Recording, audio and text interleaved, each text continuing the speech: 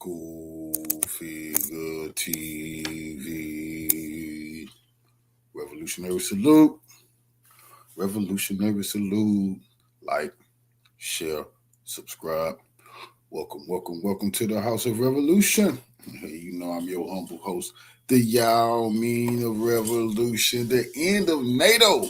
Trump unmasked U.S. naked empire and its aggression. Before we get into that, be sure to wipe your feet. That means hit the like button. You in the House of Revolution.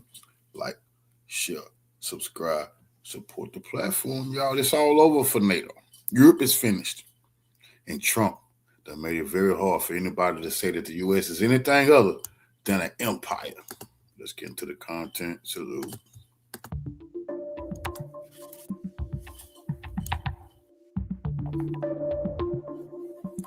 NATO's crime, whining, humiliating. They want us to fight for them, and Trump done cornered them. If you want to fight for you, then you just gonna be our coward.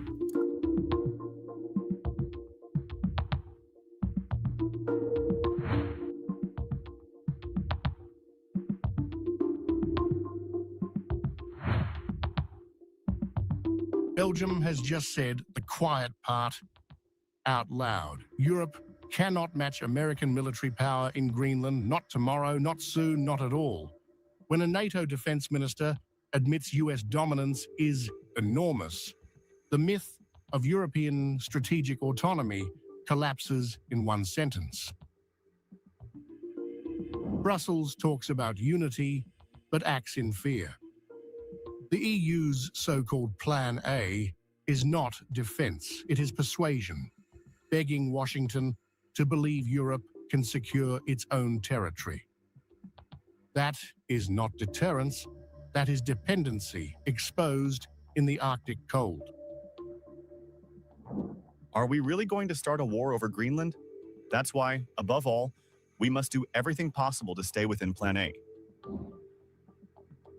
And when asked about resistance, Europe offers only silence.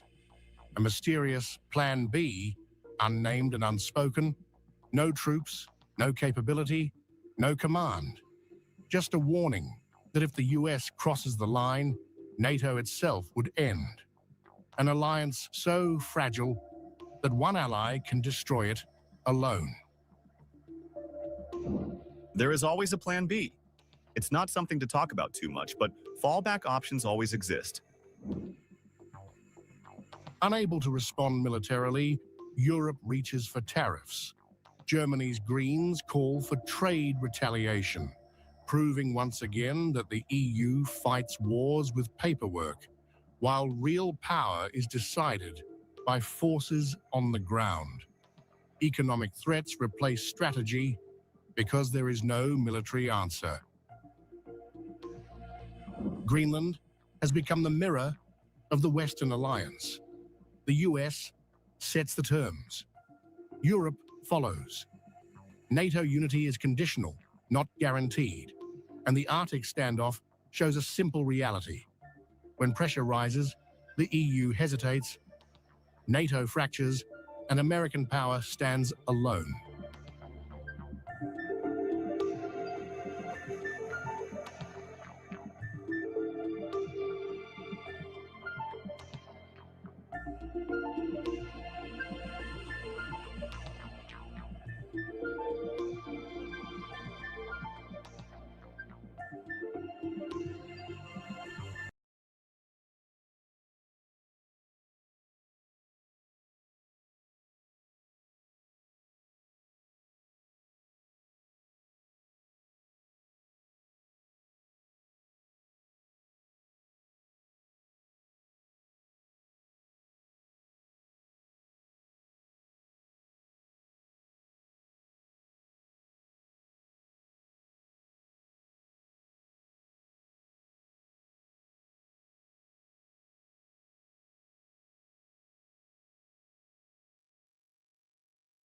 As you probably know, President Trump yesterday followed up his previous vague threat to slap tariffs onto those countries that were resisting his plot to take over Greenland by actually announcing those tariffs. an additional 10% onto 8 European countries, including France, Germany, and the UK, all of whom had sent troops on an exploratory mission to the island. And that to increase to 25% in June, and those tariffs to remain up until the day when Trump's America successfully concludes, in the face of all the opposition, its acquisition or conquering of Greenland. And finally, this move seems to have been the straw that broke the camel's back. It has become obvious to European leaders that flattering Trump a little bit more, telling him how he really does deserve a Nobel Peace Prize, all that humiliating stuff, the time has passed. The countries targeted released a joint statement today saying, quote, "We stand in solidarity with the Kingdom of Denmark and the people of Greenland. Building on the process begun just last week, we stand ready to engage in a dialogue based on the principles of sovereignty and territorial integrity that we stand firmly behind." Now, the process begun last week, of course, was the supposed working group that was supposed to be convened between the US, Denmark, and Greenland to try to identify areas where they could come to agreements. But then the Americans immediately reframed the terms of reference for that group to be agreeing the technical details for the full acquisition of Greenland, which the other side quickly said, no, that's explicitly what we said we wouldn't do.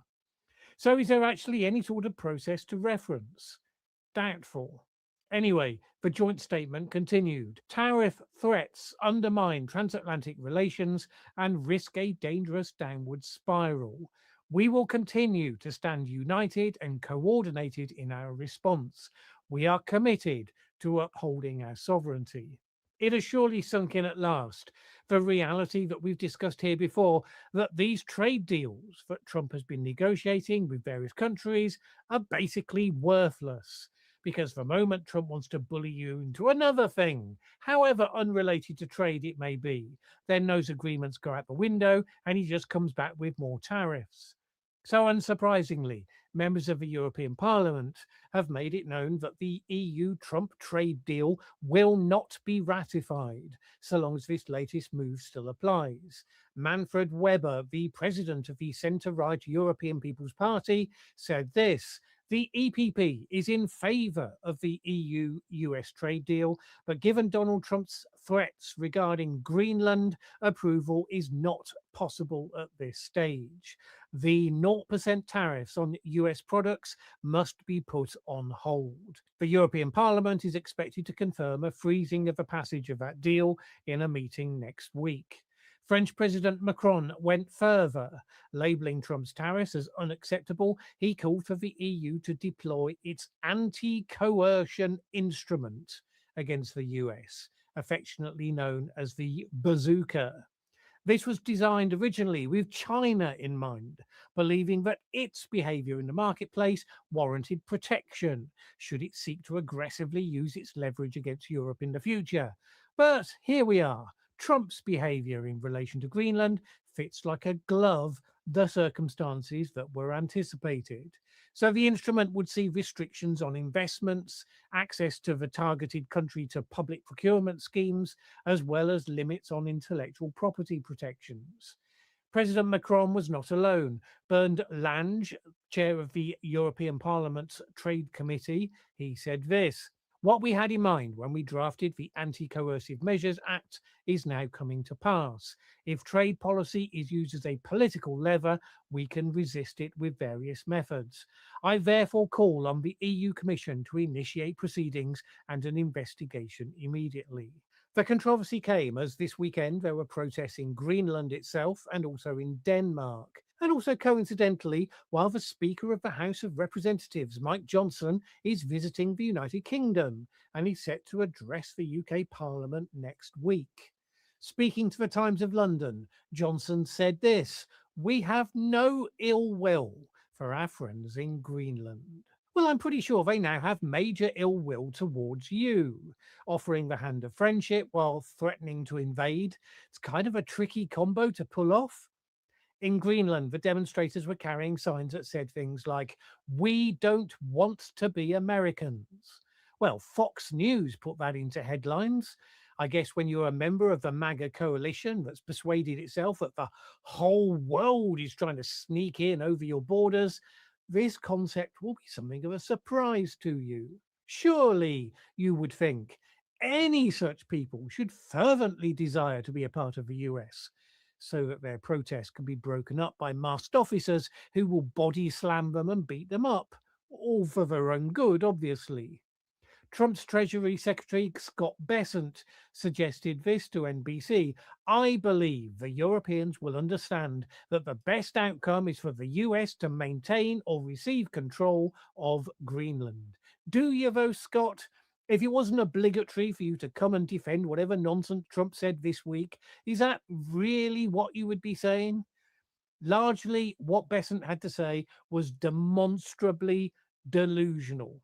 The European leaders will come around and they will understand they need to be under the US security umbrella, which is kind of like being invited to get under an umbrella by someone who just threw a bucket of water over you.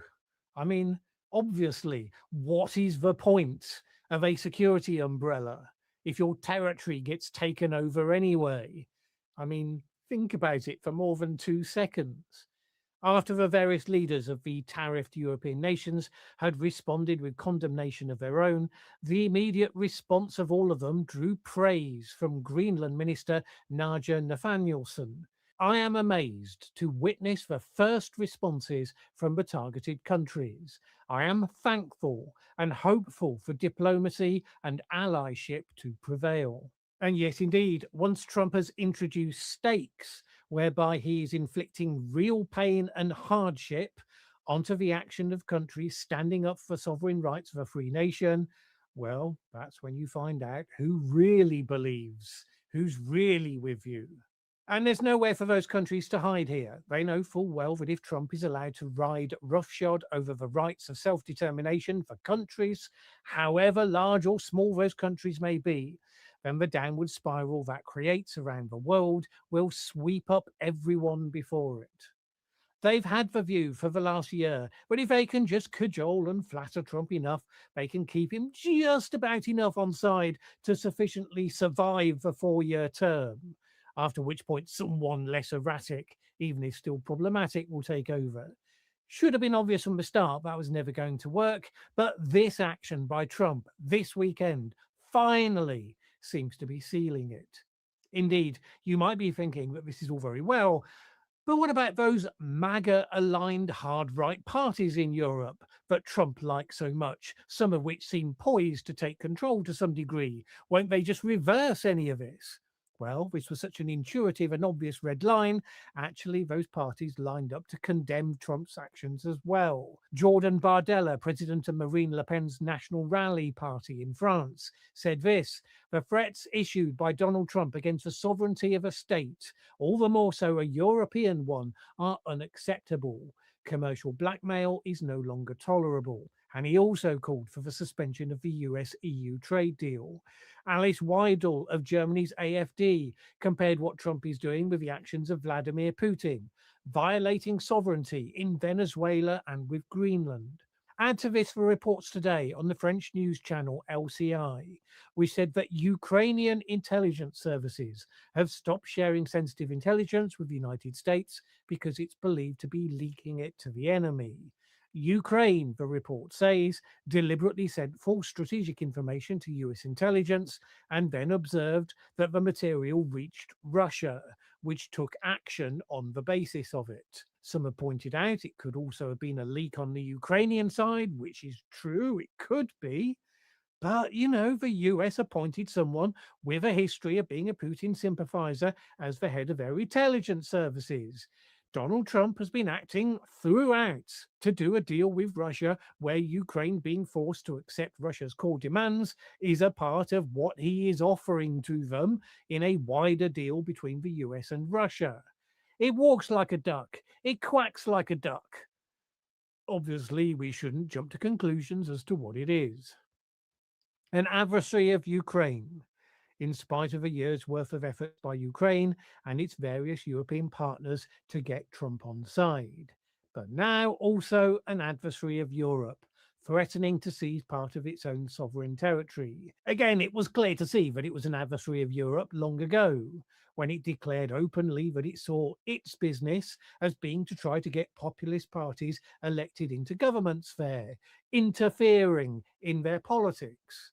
But people dismissed all of that as just words on paper.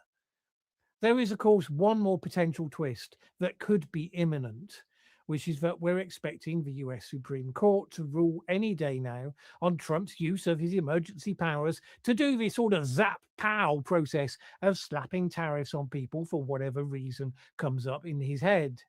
Should the court decide that this use of such powers is unconstitutional, and that is considered quite likely, then while his administration has lots of backup plans to rebuild the overall tariff wall relatively quickly, this particular use of them might be harder to backfill.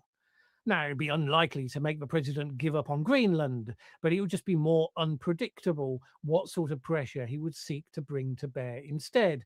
And I expect there'd be at least a day's grace before we found out, where loud guffaws would be heard in European capitals across the continent.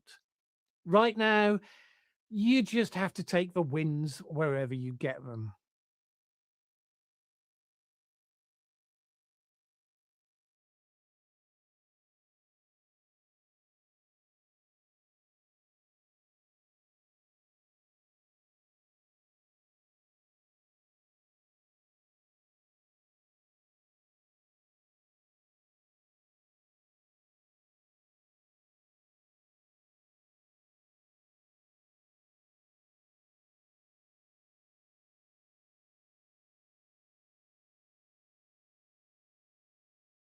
US President Donald Trump has renewed his push to acquire Greenland, repeatedly stating that the US will do Trump think that's something the Roman about the Empire, man. territory, either through negotiation, the easy way, or Trump can be otherwise, more the hard powerful way, Roman by Empire. making an offer Denmark cannot refuse. And he gonna put an end to the U.S. empire with this The truth. Don Road Doctrine, Don Corleone.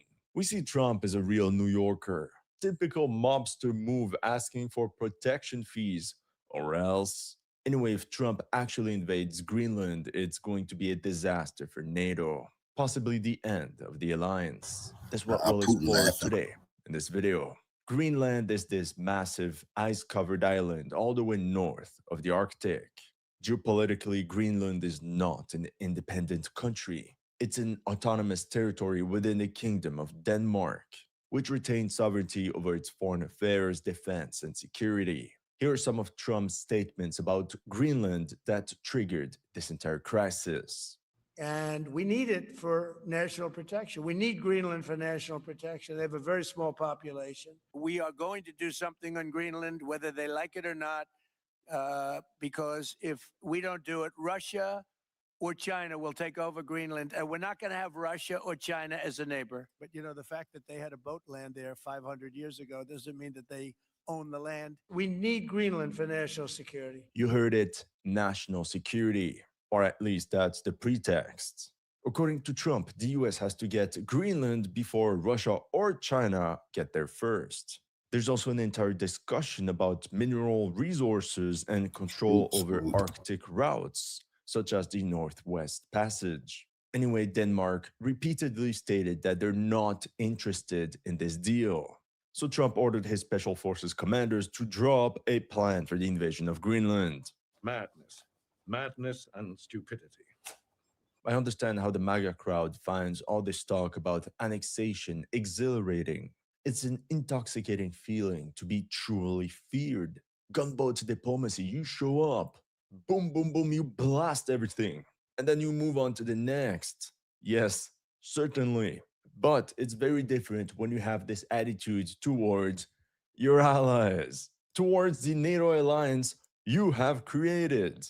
Personally, I find this story pretty crazy. And you know what? We said no more brother wars. This crisis also feels like a real stab in the back for many Danish veterans from Afghanistan. As a reminder, Denmark responded to the attack of 9/11, sent troops to Afghanistan, and lost 43 of its soldiers KIA. By several accounts, the highest per capita loss in the NATO coalition in Afghanistan. And for what? And you know what's the worst in this entire story? Is that the US already has a military presence in Greenland. And it's not as if Denmark is outright rejecting cooperation. As a matter of fact, the US operates the P2Fix space base and has complete military access to Greenland. So the pretext of taking Greenland for national security doesn't stand. Greenland is part of Denmark, so Greenland is also part of NATO. So if Russia or China were to effectively invade Greenland, that would be like an attack on all NATO members. Anyway, despite Trump's persistence on acquiring Greenland, Denmark said no. The Prime Minister of Greenland also says no. So did all the other political parties in the territory, clearly stating that they preferred to remain with Denmark. In real estate, that would have been the end of the story. But Don Corleone Trump hinted at taking Greenland by force if necessary. As you can imagine, these comments by the current US administration sparked a major crisis within the NATO alliance. Not an unprecedented crisis, because we have to remember how in 1974 Greece and Turkey fought each other over Cyprus. But we're getting there. Anyway, now we know what Trump and Putin talked about during their meetings. How to destroy Europe, like the scramble for Africa but for European territories. As a historical reminder, in 1916, the United States purchased the Danish West Indies from Denmark for $25 million in gold, renaming them the US Virgin Islands. More importantly, the same year, the United States also explicitly recognized Denmark's sovereignty over Greenland. But everything changed after the German invasion of Denmark. The next year, in 1941, Denmark granted the US temporary defense responsibilities and allowed the establishment of military bases and facilities in Greenland to prevent German takeover.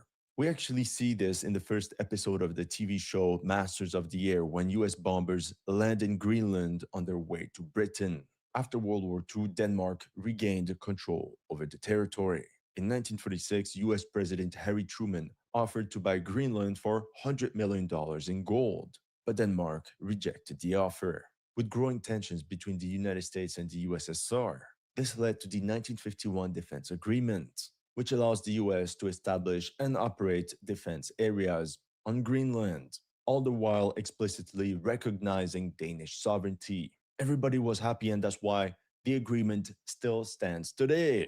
Even better, and because of that, the US has military bases on the territory. Due to these dubious claims of national security, multiple American geopolitics experts have already expressed how Trump's push to acquire Greenland is completely ridiculous. For example, Peter Zihan wrote in a statement that there is nothing that we would get from direct control that we don't already have. And Michael Shurkin wrote, "Why is it so difficult for people to understand that Greenland already is under US control?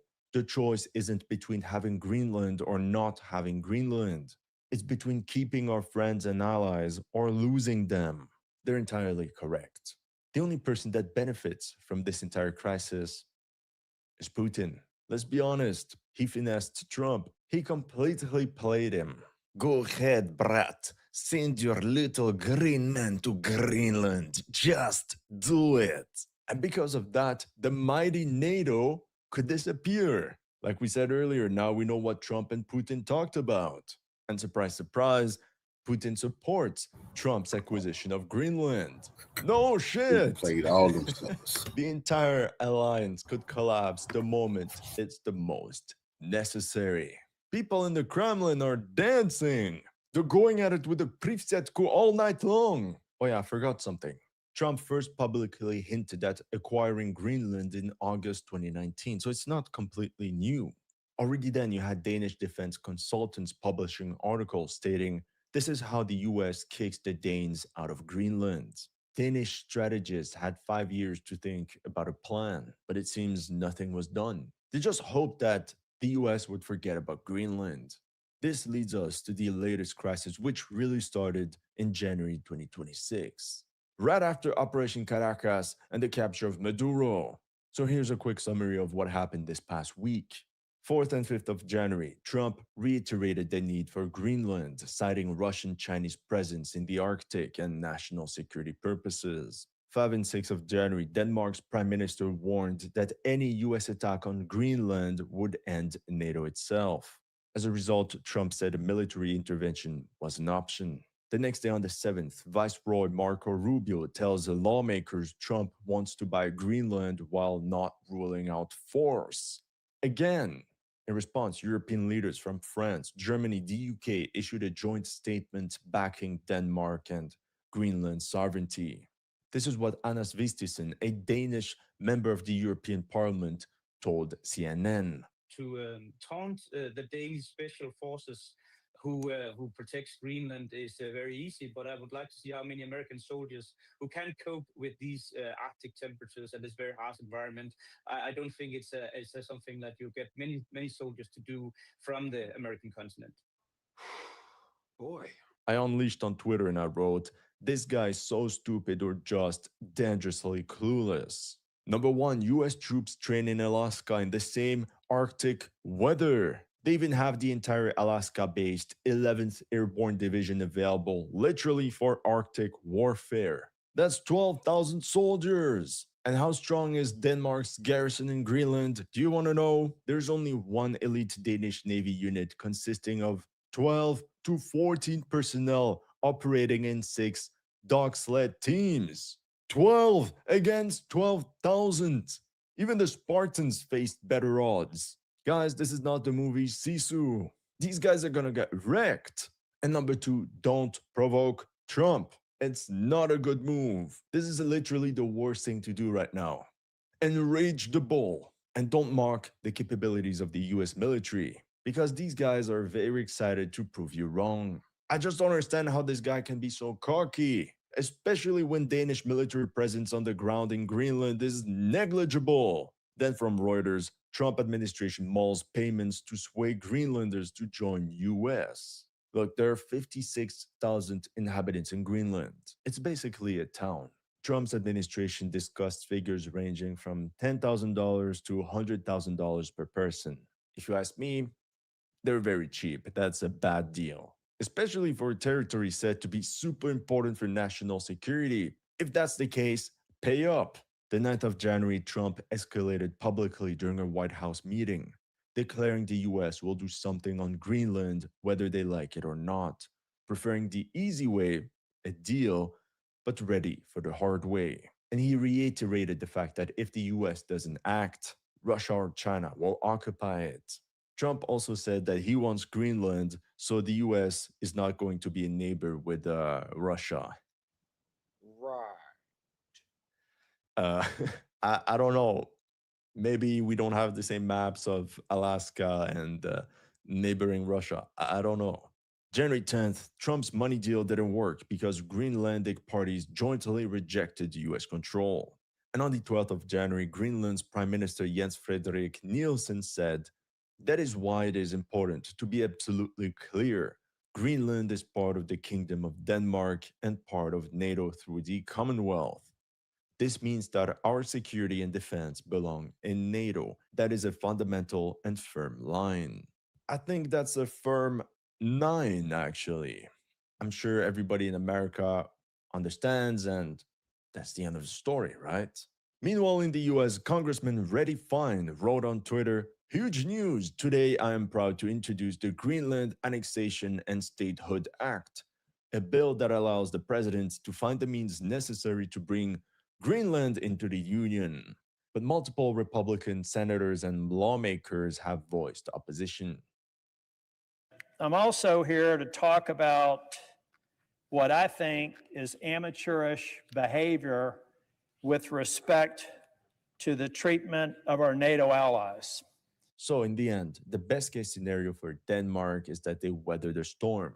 You stay firm, you hold on, and hope the storm goes to somewhere else, like Cuba or Iran or Mexico or something. Divert the bull's attention. This is what many people are trying to do, even in the White House, even in the Pentagon.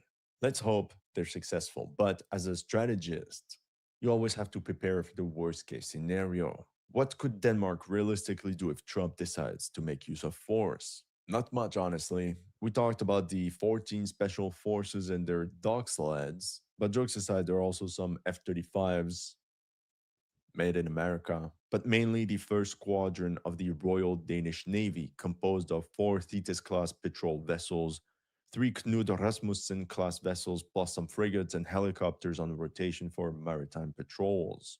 On one hand, in Denmark, we hear phrases like, "Ingen vil dø for Grønland," "Nobody will die for Greenland." Sounds promising. On the other hand, according to the Telegraph, the orders for the troops on the ground are simple. Denmark will shoot first and ask questions later over Greenland. Anyway, there was this interesting article by Politico. They interviewed Crosby from the Royal Danish Defense College, and he said Trump's strategists are likely presenting him with various options. He wrote, I quote, "The most worrisome would be a fait accompli type strategy, which we see a lot and think about a lot in military circles, which would be simply grabbing the land the same way Putin tried to grab, to make territorial claims over Ukraine. He could just simply put troops in the ground and just say that it's American now. The United States military is capable of landing any number of forces on Greenland, either by air or by sea, and then claiming that it's American territory.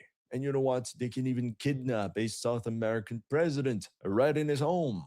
According to Lynn Morgenskart, a researcher at the Danish Institute for International Studies and an expert on Greenlandic security, Washington also has around 500 military officers, including local contractors, on the ground at its northern Pituffik space base, and just under 10 consulate staff in Nuuk.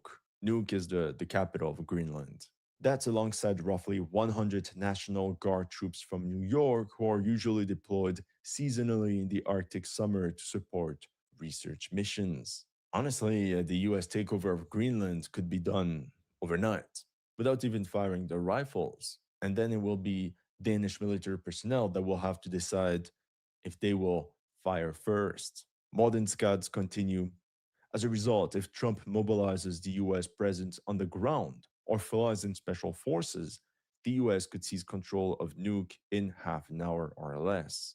This leads us to so many questions. How many troops is Denmark willing to lose to keep Greenland? Equally, how many troops is the US ready to lose for Greenland? Will US military personnel agree to shoot and fire on NATO allies? I'm not so sure. Prominent voices in the US military have voiced opposition. Not just that, Denmark called on European allies to deploy troops in Greenland. There are even discussions to launch an Arctic defense mission with other NATO allies. I really hope we don't get to this nightmare scenario. The world is never going to be the same after that. Now imagine if there was a plot twist and Trump talking about taking Greenland was just a ploy to get the European allies to man up and strengthen the defense of the continent. To take the defense of Europe seriously, maybe, but no matter what happens, nothing will ever be the same with NATO anyway. Such crises are just breaking any trust that was left. So if the US actually invades Greenland, I see 2 options. Number 1, Eurocox bend over some more. Or number 2, it could be the actual end of the NATO alliance, followed by the closure of all US bases across Europe.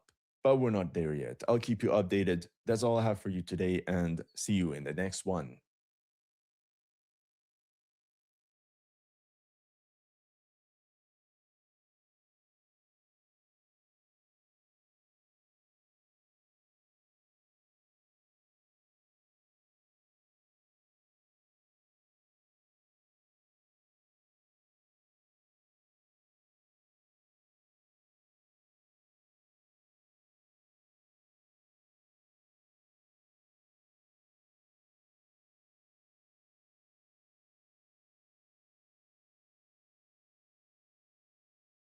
You said it, Sean. Greenland is essential for America's national security. Take Greenland, Russia or China will. And I'm not letting that happen. Everyone must understand Greenland will not be owned by the United States. Greenland will not be governed by the United States. We choose the Greenland we know today, which is part of the Kingdom of Denmark. I may put a tariff on countries if they don't go along with Greenland, because we need Greenland for national security. So I may do sich die Welt in eine Räuberhöhle verwandelt, in der sich die Skrupellosesten nehmen, was sie wollen, in der Regionen ganze Länder, Eigentum weniger Großmächte behandelt werden. Donald Trump has lost it when it comes to Greenland, a vanity project, as one former US ambassador puts it. His words, "This is about national security. We have to own it." That sentence, spoken repeatedly by Donald Trump, is the reason why European soldiers are now landing on Greenlandic runways to protect Greenland, not from Russia, not from China, but ostensibly from the US president. That alone should tell you how serious this moment is. And the reason it matters is not Greenland's population of 57,000 or its 80% ice-covered terrain, or even its location in the Arctic. It matters because that sentence from the US president collides head-on with the foundational logic of the post-World War II order. And now Donald Trump has threatened to impose tariffs on countries that oppose his efforts to take control of Greenland.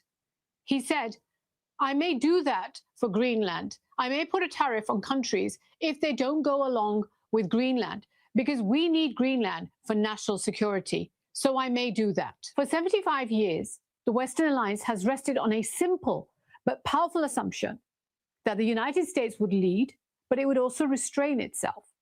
American power was and is still overwhelming, but it's been bounded by treaties, alliances, and norms that made US leadership acceptable rather than feared by its Western allies. Greenland has now exposed what happens when that assumption begins to fail. Recently, a Swedish mountain infantry landed on Greenland aboard a Danish military aircraft. A 13-member German army reconnaissance team mobilized for deployment. French forces that were already conducting Arctic exercises expanded their presence. Britain announced that it would also dispatch some officers. Denmark's confirmed that it would move towards a permanent military presence. And Norway quietly aligned itself with the effort. The French announced that it would open a consulate in Greenland. It's an extraordinary move for a territory with just 24 French residents. Only 24 French residents actually lived there.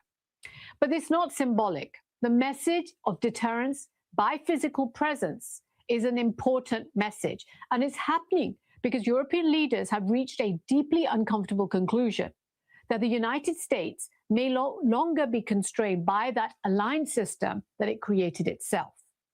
European leaders did not deploy these troops lightly. They understand the symbolism as well as the risk.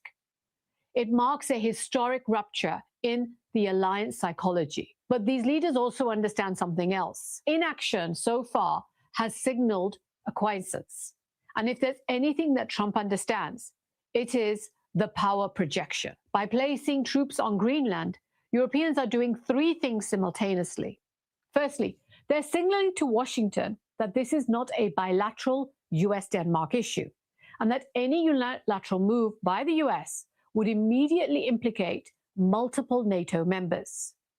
Second, they're raising the political and reputational costs of escalation. The presence of allied troops makes any coercive action diplomatically radioactive. And third, and most importantly, Europe is finally acknowledging that the alliance trust has been shaken enough to require physical reassurance. European governments have begun planning militarily and diplomatically for that possibility that the US power may no longer be constrained by the norms of alliances.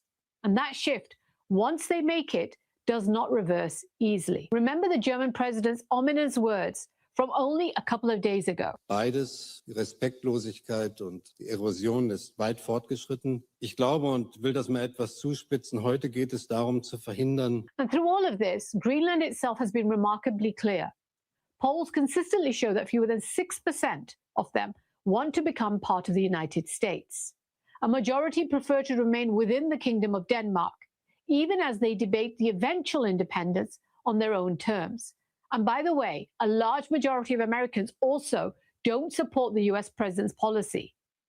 Greenland's leaders have refused to meet US officials without Danish counterparts being present, explicitly to avoid being split from Copenhagen. They have said Greenland is open to investment, open to partnership, but it's not for sale. And that position's not wavered the past 1 year. So let's examine how Greenland became the center of the most serious internal NATO crisis since 1949. Why European states are deploying troops to deter the United States itself. How Washington meetings with the Danish and Greenlandic leaders failed to alter President Trump's position. What Trump's insistence on owning Greenland reveals about US territorial ambition, legacy politics, and a shifting US worldview. And why the economic, mining, and energy realities of Greenland undermine the rare earths and resource bonanza narrative. And what this episode ultimately signals about the future of American power, Arctic geopolitics, and the Western Alliance system. Greenland sits immediately northeast of Canada, straddling the approaches to the Arctic Ocean. It lies beneath potential missile flight paths from Russia. Climate change is gradually opening the Arctic sea lanes even more.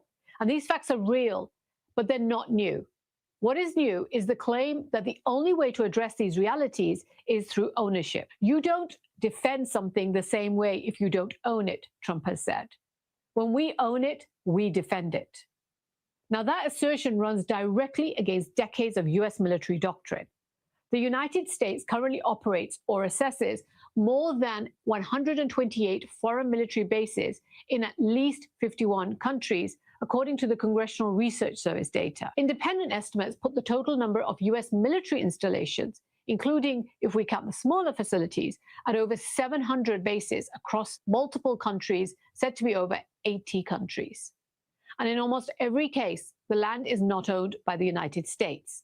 It's provided by those countries under bilateral agreements.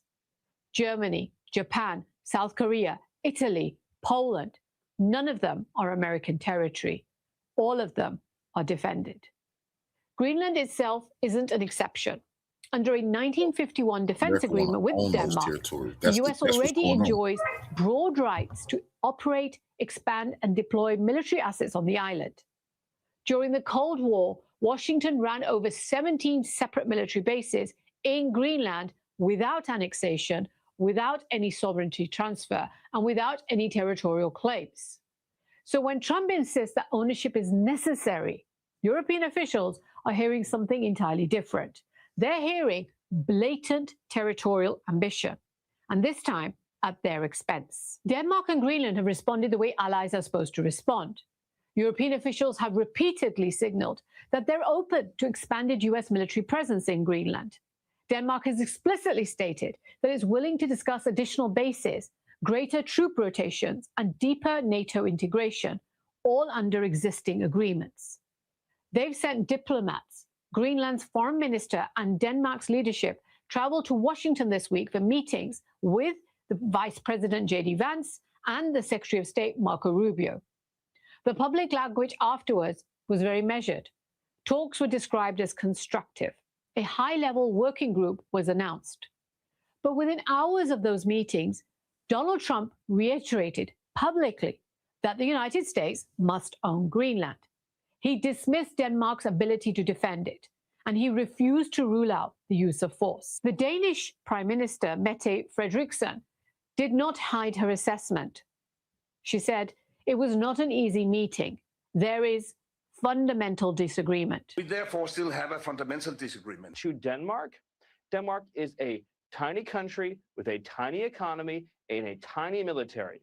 They cannot defend Greenland. They cannot control the territory of Greenland. Now, that phrase is critical. A fundamental disagreement means there is no compromise space. Denmark and Greenland insist that the island is not for sale, and Trump is insisting that ownership is non-negotiable. That realization that dialogue would not change the American position is what triggered Europe's military response. This is where the issue stops being about Greenland. NATO is built on one principle: collective defense of sovereign territory. The moment a NATO leader suggests that sovereignty is conditional or negotiable, the alliance's credibility begins to fracture. Former US ambassadors and generals from both parties, whether it's the Democrat Party or the Republican Party, have both said so openly. One former NATO commander described Trump's argument as the rental car theory of international relations. It might make sense for private property, but it does not make sense between states. Even senior Republicans have reacted with alarm. Mitch McConnell warned that pursuing Greenland would damage Trump's legacy more than Afghanistan damaged his predecessors. Bipartisan legislation has been proposed to explicitly bar US forces from occupying NATO allies' territory. Why such urgency? Because if ownership becomes the standard for defense, then alliances' guarantees everywhere are weakened. Eastern European states begin to wonder, Asian allies begin to hedge, and strategic autonomy stops being a theoretical debate amongst the French and the Germans and becomes an operational necessity.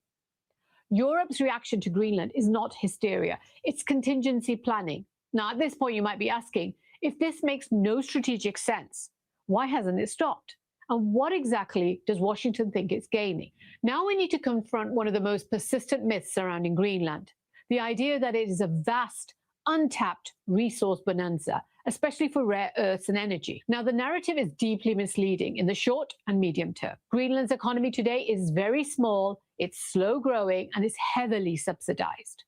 98% of its exports are seafood, primarily shrimp. Fishing stocks are already under huge pressure due to the warming sea temperatures.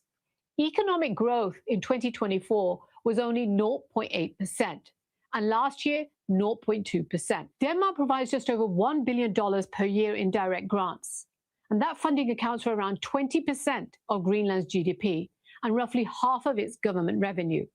Denmark pays for its healthcare, education, courts, policing, regulators, and infrastructure, as well as its defense and foreign affairs.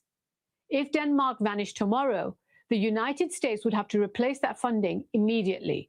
And at current levels, that would translate into roughly $17,500 per person per year, making the Greenlanders the largest per capita recipients of US federal aid, which would exceed what is given to Alaska and Washington, D.C. And that's before any new investment. Greenland does possess mineral potential, there's no doubt about it, and that done a whole vlog on this in the past. Do check it out, I will put a link below. But potential is not production. At present, Greenland has one active mine, and every proposed mining project faces extraordinary hurdles. Roads have to be built because there's none there. Ports have to be constructed in ice-affected waters. Power plants must be installed in these remote areas, and so on and so forth. And all of this must occur in an environment where 80% of the island is actually covered in ice, where winter darkness lasts for months on end, and where weather can make sites inaccessible for large parts of the year. Greenland itself has recognized these constraints. In 2021, it imposed a moratorium on oil and gas exploration licenses and restricted uranium exploitation. Many proposed mining projects over the past 2 decades were abandoned because there was no viable business case for them. Rare earths, in particular, are often misunderstood. Extracting them is capital intensive, environmentally sensitive, and politically contentious.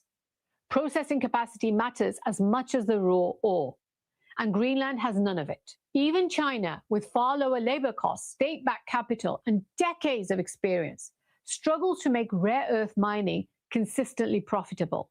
And Greenland will be starting from zero. It's not a short-term solution to US rare earth supply chain concerns. It is a multi-decade development challenge with uncertain returns. The more realistic energy future for Greenland lies not in oils or rare earths, but in hydropower. The island has significant hydroelectric potential, and expanding power plants could provide cheap electricity for data centers or other niche industries. But none of this transforms Greenland into a strategic jackpot overnight. These are slow, incremental pathways. It's not a justification for annexation. They're going to take decades-long development paths, not some strategic windfall to the United States overnight. They're going to require stability, investment, and trust, precisely the conditions that any annexation is going to destroy. As one Greenlandic economist put it very bluntly, anyone running Greenland in the short term is more likely to inherit a money pit than a gold mine. At this point, it's important to pause and understand something subtle but critical. What makes the Greenland crisis so destabilizing is not just the rhetoric, it's not just the troop deployments, and it's not just the economic impracticality of annexation. It's the way this episode collides with the legal and psychological foundations of NATO itself. because NATO's not just a simple military pact. It's a legal promise which is layered on top of a political belief system. And the belief is that borders amongst allies are inviolable and that disputes will be resolved through consultation and not coercion.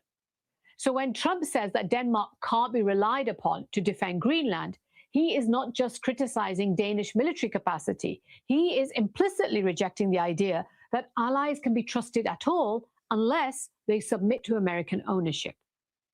Under Article 5 of the NATO treaty, an attack on one member is considered an attack on all.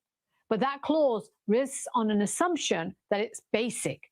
It's rarely spoken out aloud, that member states will not threaten each other's territorial integrity. There is no legal mechanism inside NATO for dealing with a scenario in which the alliance's leading power seeks to absorb the territory of another member or its sovereign domain. The treaty was never designed for that contingency because it was assumed to be impossible.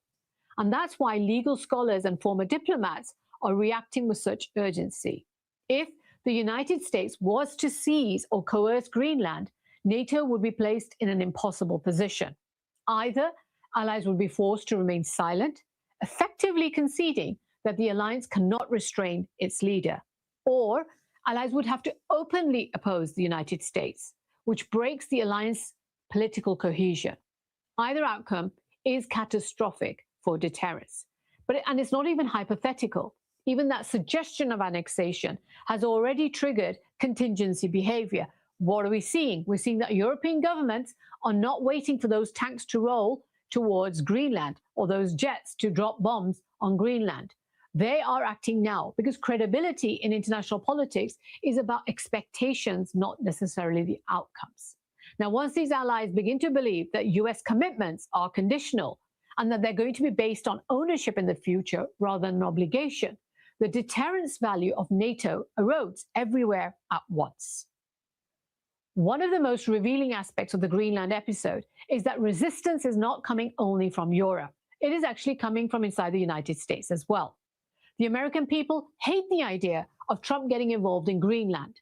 Trump's net approval on foreign policy is at new lows. Net support for military action against Greenland is less than 40% net support. Senior lawmakers, including members of Trump's own party, have openly criticized the idea of annexing Greenland. And some have gone further, warning that this would damage US credibility, and that would be historic proportions. When Republican senators describe the idea as absurd or a distraction, that language isn't casual. It reflects a fear that something foundational is being jeopardized, and is not just a policy, but America's role in the world. A bipartisan group of lawmakers have proposed legislation that would explicitly prohibit US military forces from occupying the territory of NATO allies. And that alone tells you how serious Congress is taking this possibility that rhetoric could actually translate into action. It's rare, though. Congress almost never legislates against hypothetical future military actions unless they perceive that risk to be very severe. And the fact that lawmakers feel compelled to draw a legal red lines underscores how far outside normal bounds this particular episode is now moving into. And yet, despite this domestic resistance, the administration has not softened its position, which raises a deeper question. None of this is happening in a vacuum. The Arctic is undeniably becoming more strategically relevant. Melting ice is opening up many more new shipping routes. Climate change is altering resource access, and military planners are paying much closer attention to the northern areas. But here is the key point. Every Arctic security concern that Trump has raised can be addressed without annexation. The United States already enjoys freedom of movement. It already operates radar, missile tracking, and surveillance facilities in the area. It already has base rights. It already has allies who are willing to increase their own presence. And that's why European officials increasingly suspect that these security concerns are actually being used as a cover for a more fundamental objective: US territorial expansion. As one Danish official privately summarized it, this isn't about Russia or China. This is about making America bigger. Now, that assessment may sound cynical, but it aligns disturbingly well with the pattern of Donald Trump's rhetoric. And one of the reasons this episode feels so destabilizing is that it runs counter to how power has functioned for decades. In the modern era, great powers do not expand by annexing land from allies, unless they're Russia, of course. They expand influence through bases, access agreements, financial systems, technology standards, and institutions. And the United States mastered this model. It built the most extensive global military footprint in history without formally owning foreign territory. Its power rested not on conquest, but on consent, and on the willingness of the partners to host, cooperate, and align with it. Greenland threatens to reverse that logic. We've already seen it take place in Venezuela as well. If American power begins to look territorial again, especially towards its allies, it's going to stop being stabilizing and start to become threatening. And once power is perceived to be threatening, resistance is going to be rational. And this is precisely the dynamic that Europe is trying to prevent, not through confrontation, but through deterrence by solidarity. Now, one of the most persistent arguments raised by supporters of annexation is the comparison to Alaska. And the logic goes something like this. Alaska was once remote, it was underdeveloped, it was resource poor, until it wasn't. Greenland, they argue, could follow the same path. But the comparison is deeply flawed. Alaska's development was driven by the massive oil discoveries in a specific historical context. There was a post-war industrial expansion. There was high energy demand and relatively accessible extraction conditions. But even then, it required enormous federal investment. Greenland's situation is fundamentally different. Its mineral deposits are dispersed, they're difficult to access, and they're embedded in one of the harshest environments on Earth. Extracting value requires not just mining, but the creation of an entire industrial ecosystem from scratch: the ports, the power, the housing, the logistics, the skilled labor. And unlike Alaska, Greenland has imposed restrictions on oil, gas, and uranium extraction due to those environmental and political concerns. And this isn't an ideological point, it's a logistical one as well. No serious mining analyst believes that Greenland will become a major rare earth supplier in the short or medium term. Processing bottlenecks, environmental constraints, and infrastructure costs make that scenario implausible. And this is why so many of those proposed mining projects over the past 20 years have collapsed, not because of politics, but because the numbers didn't work. And even if nothing else happens, even if no additional troops are deployed, even if the rhetoric cools, the Greenland episode has already altered the strategic landscape. European governments are reassessing assumptions that they once now considered settled. Strategic autonomy, once a French talking point, is now being discussed much more so, and more seriously across the continent. The Arctic, once a zone of quiet cooperation amongst the allies, is becoming a theater not just of great power rivalry, but of alliance stress. And the United States, intentionally or not, has introduced uncertainty in a system that relied on predictability and stability. And that uncertainty will linger. Greenland is just the signal. It signals a shift in how American power is being articulated, from leadership to leverage, from partnership to possession. And it signals that Europe is beginning to plan for scenarios that it once dismissed as being impossible, that the alliance system is under strain, not from an external attack, but from internal strife and contradictions. European troops on Greenland are not there to fight the United States. They're there because something fundamental has changed, and because alliances, like deterrence, depend not more on strength, but actually rely on restraint. And once that restraint is questioned, everyone starts to adjust. Thank you for watching me today. I'm Najma Minhas with GVS Deep Dive.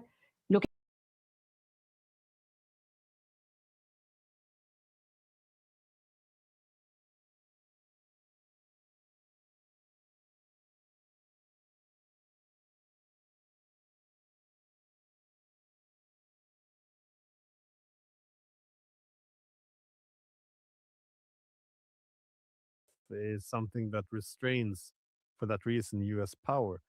However, to accrue more strength, hence peace in his mind, we now see that Trump is using both threats and pressure to annex Greenland. How are you assessing what is actually happening at the moment? And as you write, is it time to take away Trump's car keys? Yeah. Well, I don't know if Trump's making a case for peace, but he certainly is making a strong case to have him put on one of those white jackets with the long sleeves that they tie around your back, known as a straight jacket, and then they haul you off to an asylum.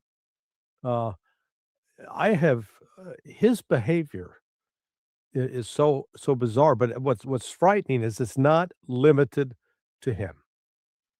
So he has what I've found so alarming over the course of the last 3 weeks, and particularly that week from December 28th, Sunday, until Saturday, that was January 5th, I believe, when he, on the 28th, he launched the coup against the Iranian government, kicking off the protests all over the economy. He was meeting with Volodymyr Zelensky while the U.S. was helping Ukraine launch an attack to kill President Putin. And then he closed off the week by kidnapping Nicolas Maduro. And then with all that having under his belt and having almost carried out a military attack on Iran last Tuesday, he has now doubled down by declaring openly he does not recognize, respect anything about international law. That is useless. It's whatever he thinks is right and what needs to be done. Now, it'd be one thing if say, well, that's just Donald Trump talking crazy talk, but it's been repeated by his Deputy Chief of Staff, Stephen Miller. It's been endorsed by Marco Rubio, Secretary of State, National Security Advisor, and it's been endorsed and promoted by Scott Bessent, the Secretary of Treasury. Now, I've not seen or heard anything out of Pete Hegseth's mouth, but as his newly designated Secretary of War, I'm sure he's all in on this.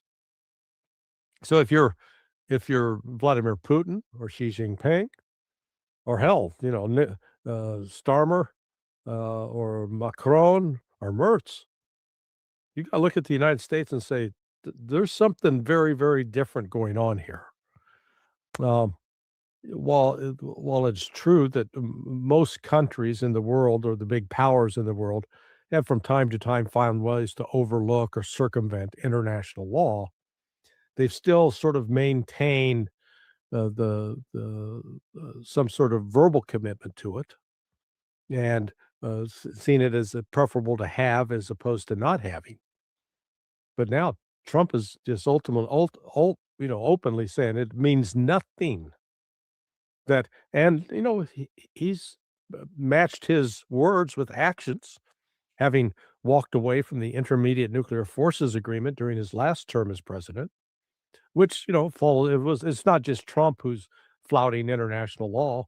George W. Bush canceled the Anti-Ballistic Missile Treaty Agreement. And now, even though Russia's trying to say, hey, let's keep New START alive, Trump and his administration are showing absolutely zero interest in doing that. So you have this complete breakdown of the international system. And, a year ago, I don't think any of us would have predicted that we'd be sitting here in the middle of January watching NATO come apart at the seams because the United States is claiming that there's a Chinese or Russian threat to Greenland. Okay, well, under the NATO framework, if there is such a threat, you activate Article 5 and you get all of NATO to say, yeah, we're not going to let that happen. We're going to protect Greenland from Russia and China. But Trump is saying, oh, no, we don't need NATO to protect Greenland. We'll do it. We'll take it. We'll take over. We'll do it. And even if Greenland and Denmark don't like it, too bad. We're going to take it from you by force. And Europe is stuck trying to figure out, well, they want to oppose it, but they still want the United States. They still want to get the monthly check from the United States. And so I've likened it. This this is very much like on the personal level when you have an abusive spouse. One spouse, physically abuses, beats up the other, and the victim never reports it to the police, never gets a restraining order, never packs up and leaves. They stay in this toxic relationship. So that's where we are. Europe is now in a toxic relationship, and the pettiness of Donald Trump, which was expressed in that recent letter to Norway, basically saying, "Okay, you didn't give me the Nobel Peace Prize, so therefore I'm not inclined to support peace anymore. I'm gonna do things that are in my interest." Well, there's an astonishing admission, and so this is, um, I frankly I see this as the beginning of the end of NATO, or it's the end of the beginning, and now we're going to see NATO come apart at the seams. Because how can you continue to be in a relationship with a person or a country that is this abusive to you? I don't get, and I'll ask this to you. Have the European leaders lost all self-respect? Well, short answer, I would say yes. Yeah. Well, this is the problem, I think, over time, that the Europeans made themselves so dependent on the United States. And I often make the comparison with any civil war, because it's the same thing. That is that once you have two parties fighting, they will always become excessively dependent on the external party, to the extent they lose control over the policies themselves. And it's often in alliance systems as well. The more intense the conflict becomes, the more dependent they become on the protector. So this is why when the Cold War came to an end, the Europeans saw an opportunity to become more independent. That's when they started to talk about strategic autonomy and European sovereignty and all these issues. So, but this is the problem we see now. All these things have failed, especially because of the war in Ukraine. The Europeans made themselves so dependent on the US for security, and of course, economically. As the world became more multipolar, the Europeans wanted to revive the collective hegemony. So they started cutting themselves off from Russia, China, well, any other ones that the US asked, and in the hope that we would somehow restore the unipolar moment. But in reality, just made us more dependent at a time when the US had to adjust to multipolarity going other places. So no, I think the Europeans made themselves so dependent on the US. The US can do whatever it wants now. In your analogy, the beaten spouse, I think Europeans have nowhere to go. It's just go back and get some more beating, I think. Regarding this letter, though, it's quite extraordinary. I mean, he wrote a letter to the Norwegian Prime Minister, again, writing that he no longer feels an obligation to think purely of peace, and then he links it directly to the threat of annexing Greenland. And it's you give me the Nobel Peace Prize, or I will invade some territory. I mean, this is it is quite extraordinary. I mean, it's pretty funny as well. If if the Danes are losing some territory, there's a kind of a funny way to lose it. It actually has another funny element to it, which is that Trump says that Russia and China wants to take Greenland, that their warships are in the area, all of this stuff. They're not. This is nonsense. However, Denmark, its own intelligence agencies have been making reports about this, that that the Russians might come for Greenland. And the reason is they wanted to further, inflate the Russia threat. So America would commit further to Europe. But they might have overplayed the card, because now Trump can turn it back on them, saying, well, you're not capable of defending against Russia, so we will take it then, because it's too important for world peace for Denmark to take care of it. So the Danes might have, undermined themselves with their own war propaganda. Well, so I'm gonna take full advantage of the fact that I've got a professor of history here. I'm holding you hostage. So as I look at the sort of the evolution of Europe and this acceptance of international law, sort of the first move of it was with the Magna Carta, where the nobles came to King John and said basically, hey, you don't get to do whatever you want just because it feels right or you're the moral superior. we're gonna lay out some limitations on what you can do. And the rest of Europe sort of came along, and would you mark the Treaty of Westphalia as sort of the beginning point where most of Europe said, okay, internet, yeah, we're gonna rally around this concept of international law, or can you pin it down to any particular moment? No, I think Magna Carta and all, I think it's better to tie it, yeah, to directly to Britain. I think Peace of Westphalia is more established the modern world order because instead of having a hegemonic system, it defined created world order based on a balance of power as the source of peace. Because what we noticed over those 30 years from 1618 to 1648 was that no one European power was able to assert dominance. So every time it looked like one might win, there would be form a natural balancing against it. So yeah, after all this killing, it became evident that yeah, there wouldn't be one power, and that's why Europe accepted that there would have to be an international anarchy, which meant, see, well, not that it's a complete chaos, but just that there won't be one power that will centralize control. And essentially, all states will then compete for security, and peace then derives from having a balance of power. This is very different from the former system, but within this framework, you need rules, because this is where modern diplomacy begins to emerge. This is when you have to set up some some rules for what we can do. I mean, this is all based of international law. You give up some foreign policy flexibility, so you can't do whatever you want, but in return you get reciprocity, you get predictability. And yes, the US can't just seize Greenland if it wants, but then it knows other countries can't do the same. So it's more stable, and which is why it's crazy now to see the president of the United States denounce international law as if it's some woke ploy to weaken the United States. It's it's very strange. Well, because this entire concept of international law was supposed to prevent the very big, the most powerful from being able to just abuse and bully the smallest. It was to provide some sort of leveling that different nations, regardless of size, could be taken as sovereign and be treated as as an equal, at least in theory.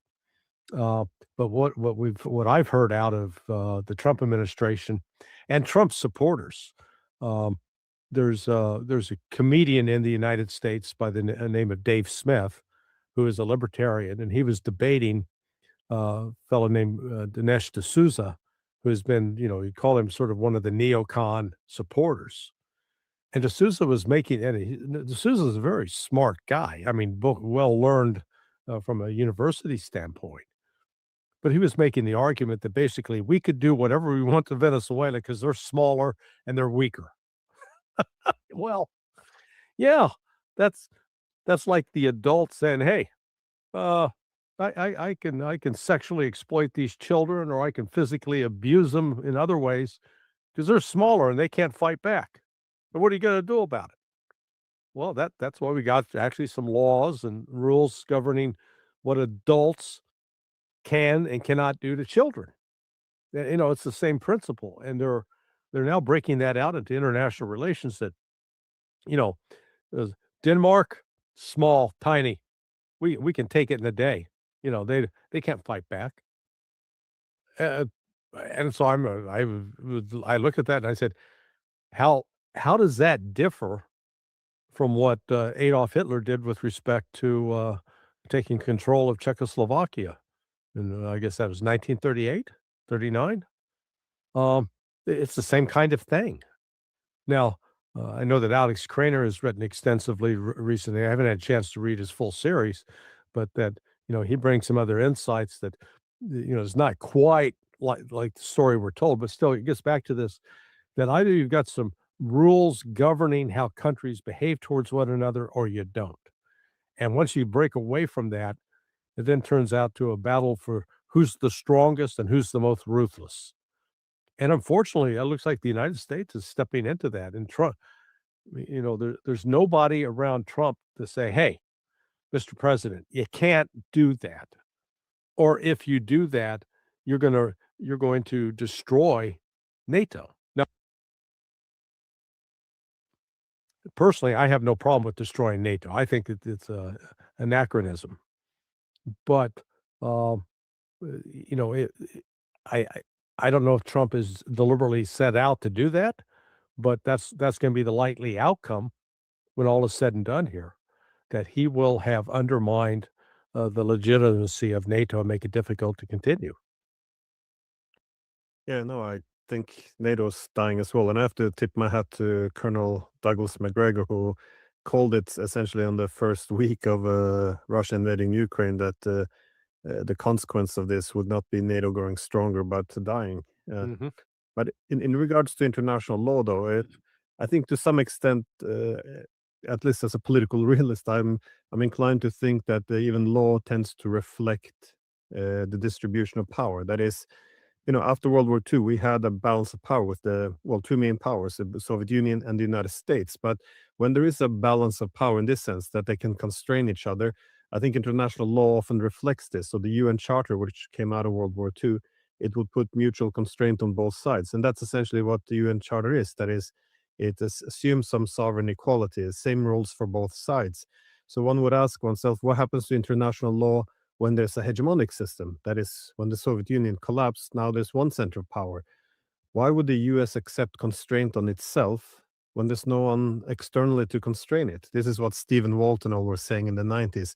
This would be the main challenge for the US. There's 500-pound gorilla and no one's there to constrain it. So we'll just run wild. This was and exhaust itself and make a lot of enemies. This was the main concern, because states don't constrain themselves. So what would international law look like? Well, there's all these new principles being introduced from the 90s. That is humanitarian intervention, which means we can use force, no constraint on us, but others cannot. We have a democracy promotion. You have this changing of borders with Kosovo. Is saying, well, it's not legal, but it's legitimate because we said so. You have the global war on terror, which, is again, sovereignty for us, but not for you. This is kind of the principle, but this is kind of natural. If there's a hegemonic system, the hegemon wouldn't constrain itself. But I think the problem now is we're going into a multipolar system. We have to start to accept mutual constraint again. But I think Trump, he would like to restore hegemony. But there's no framework to do it. So so it's just might makes right, and extract something from your allies, and we'll get what you want. I think that's the direction it's going. So it's going to be a phase to adjust to. So I don't think it would solely be Trump. I think not just the US as well as the Europeans have to adjust to what international law means in a multipolar world. Well, follow the money.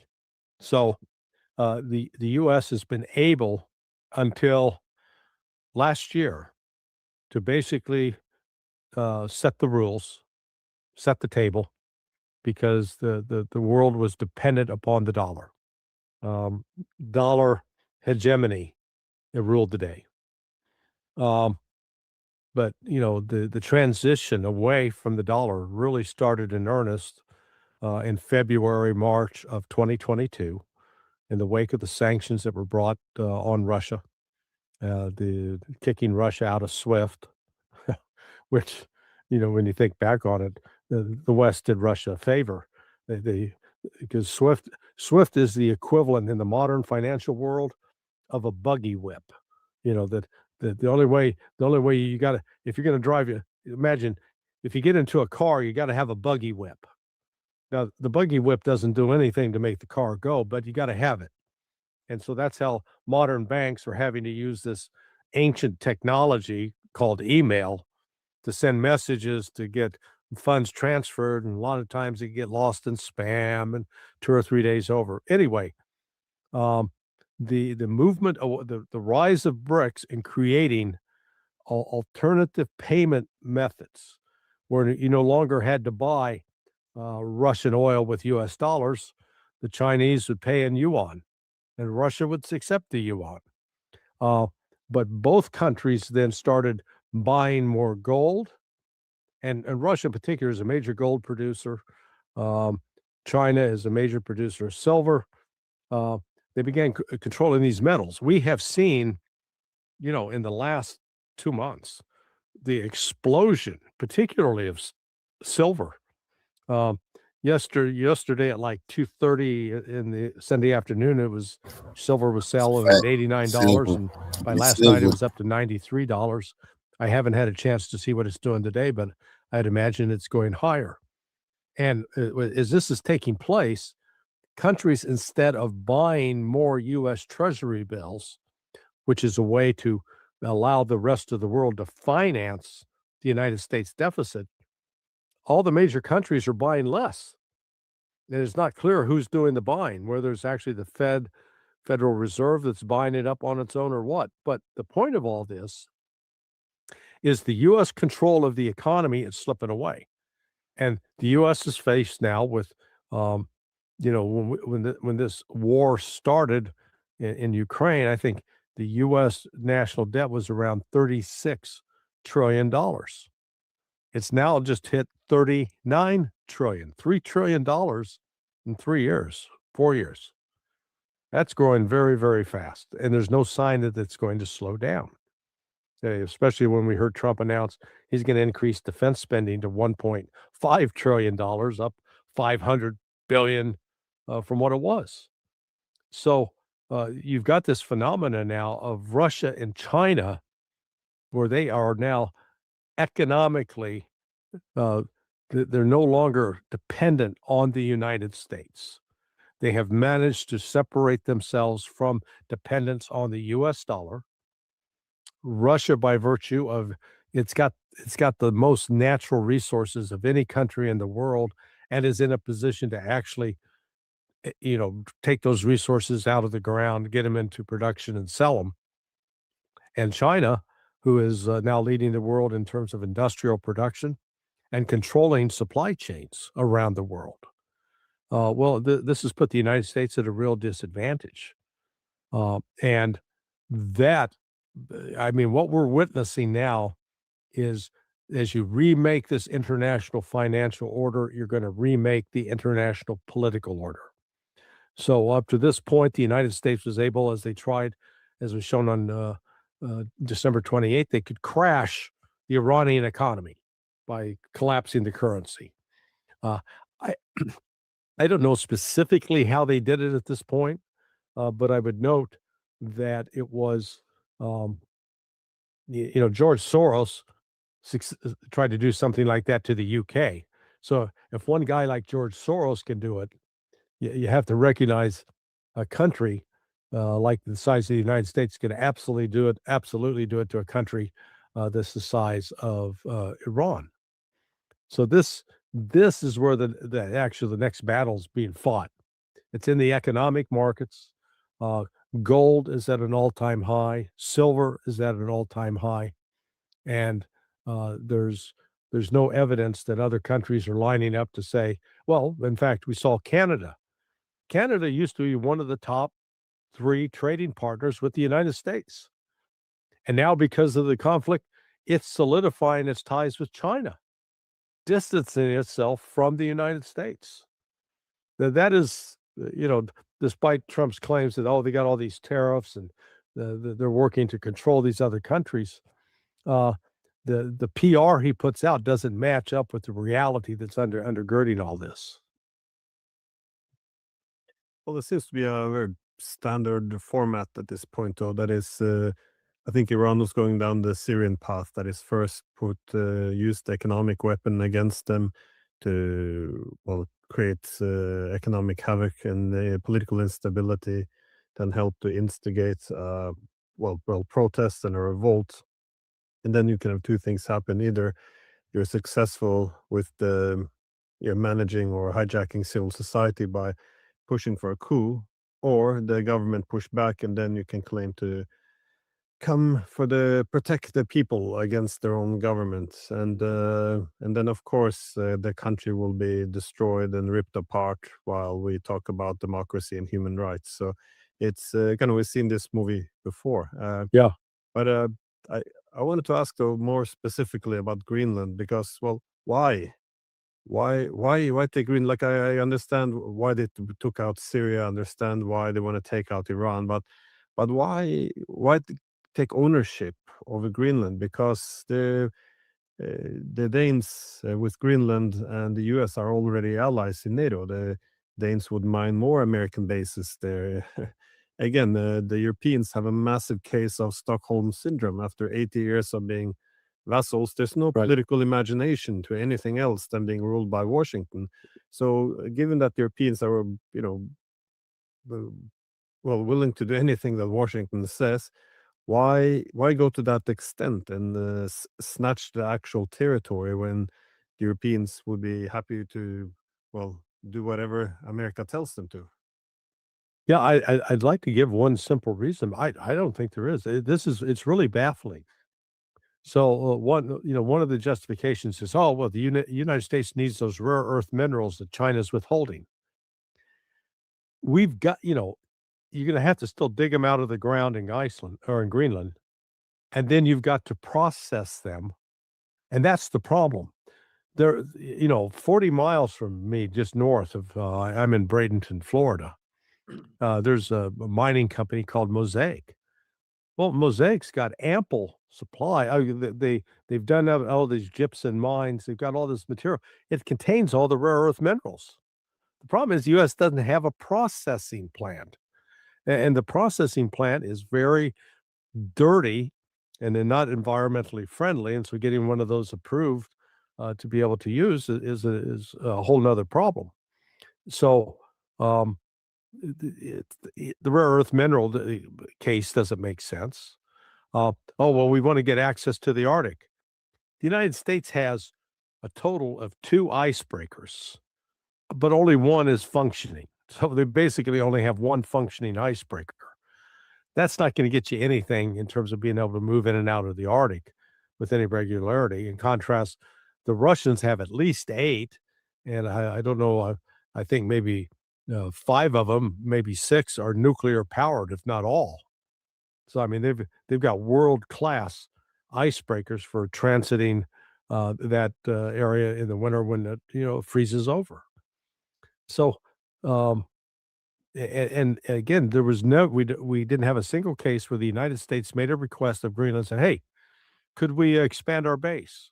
And Greenland said, "Hell no," or Denmark, "No, we don't have that." Where they said, "We'd like to bring in more personnel," never rejected.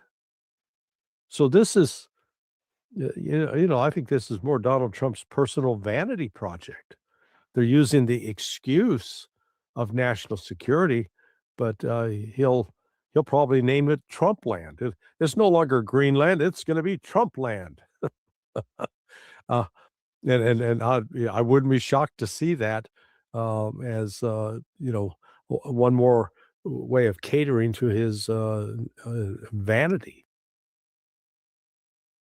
Yeah, I was wondering if he foresees the split of the political West, and he wants to get ahead of the curve. Because if the world is becoming multipolar, then the U.S.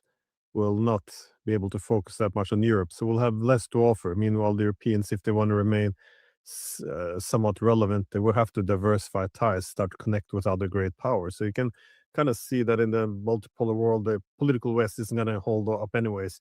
Right. So, so you can make a strategic argument, I guess, that, it's better to snatch what you need to keep now as the alliance system breaks up, which is why he would also like to get the semiconductor factories in Taiwan and get them moved over to the US. If you think that the alliance system is not going to last, but I do think that there's a heavy element of narcissism there as well.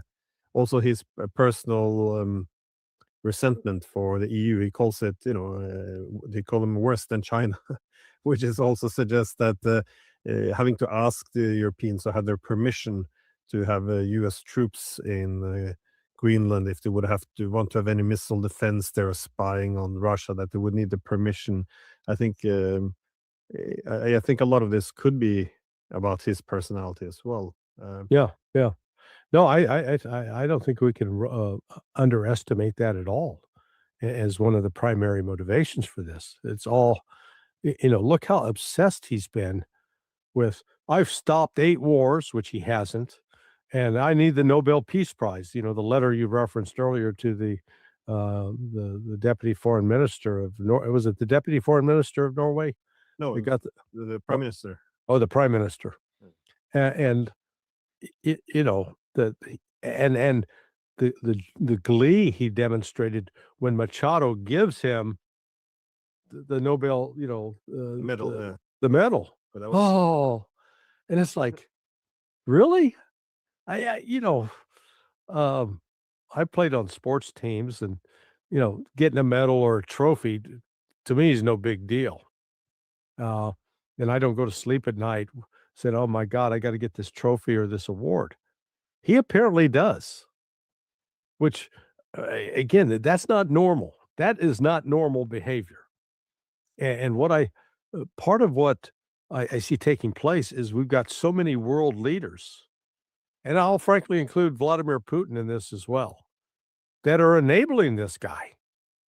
I think the Russian position ought to be right now, and Putin essentially said this last week when he addressed the 32 ambassadors, that without calling out the United States by name, he just said that you really can't have a system where you disregard international law and you just make a law unto yourself.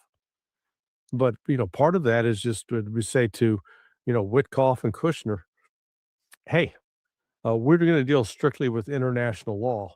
We need a commitment from you that the United States is going to follow that. And if not, we don't have anything to talk about. And start isolating the United States. And, through a concerted effort between China, India, Russia, and work with other countries to stop using U.S. dollars. That's the only thing. The money, you don't want to get into a physical war, a shooting war, but by God, you can cripple the United States financially, where it's going to have to pull back and rethink its approach. This is, I am genuinely alarmed by what Trump is saying, and he's being enabled by an entire crew of sycophants.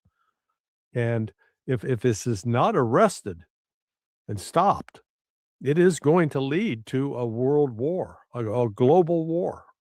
I don't see how that's avoidable.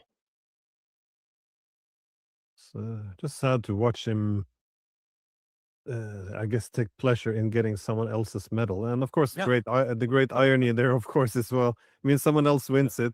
And the only reason why she won it, I think, was because the Norwegians wanted to placate Trump by essentially giving him legitimacy to invade Venezuela by giving it to a dissident who openly called for invading her own country. But it has a precedent, though. I mean, there's in 1920 there was a Norwegian, Knut Hamsun, who won the Nobel Prize in Literature, and he actually took his Nobel medal and he gave it to Joseph Goebbels in 1943. That is the Nazi propaganda minister, because he thought that the Nazi propaganda minister was just the greatest guy ever. So, so there has been it has happened before. Yeah, and that who it happened to tells y'all everything you need to know about this.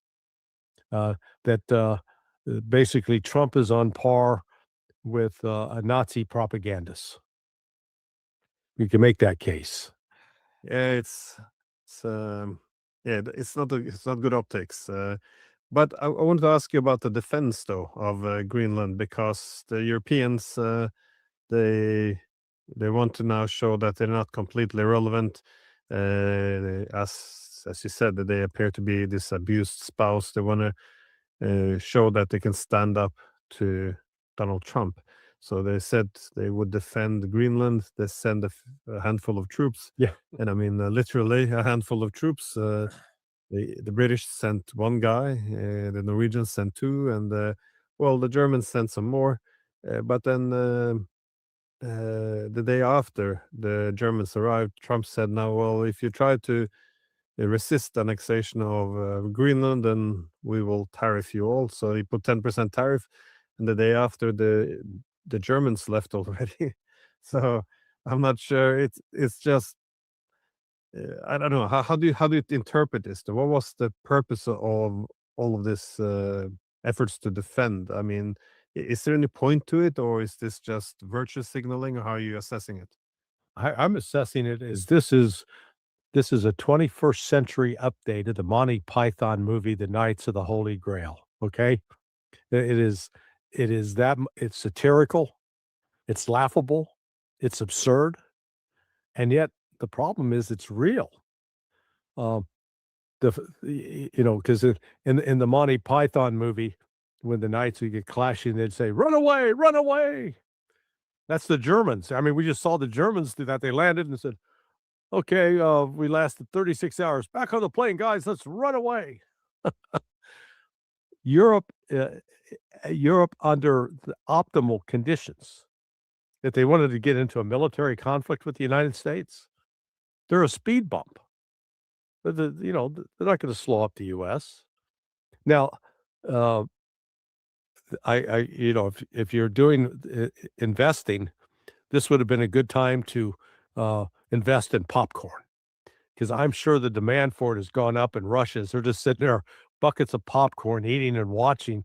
Instead of watching a great movie, they're watching this entire fiasco unfold with Europe trying to figure out, are we for or against the unilateral takeover of land by, so we're willing to support the U.S. in the war against Ukraine because Russia is violating international law by seizing territory in Ukraine, but we're going to look the other way when the United States takes a NATO country and strips it of its property, of its sovereign right, and we're not going to do anything.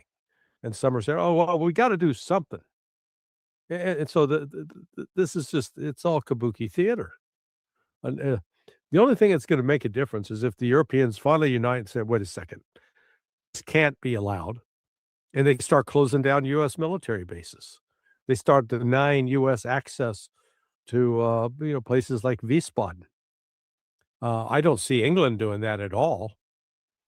Germany's the one country where they could actually, turn the tables. And what would be? Let's come up with the most extreme scenario in which Merz goes, "Wait a second, we've taken enough abuse in this relationship. We're getting out. We're going back to Russia. We're going to buy Russian oil. We're going to buy Russian gas." My understanding is part of the Nord Stream pipeline is still functional, so they could still deliver gas to Germany. So if Germany immediately gets into paying for cheaper natural gas, cheaper oil, then they're in a position where they could stop their economic slide, which is underway. That might get the U.S. attention at that point.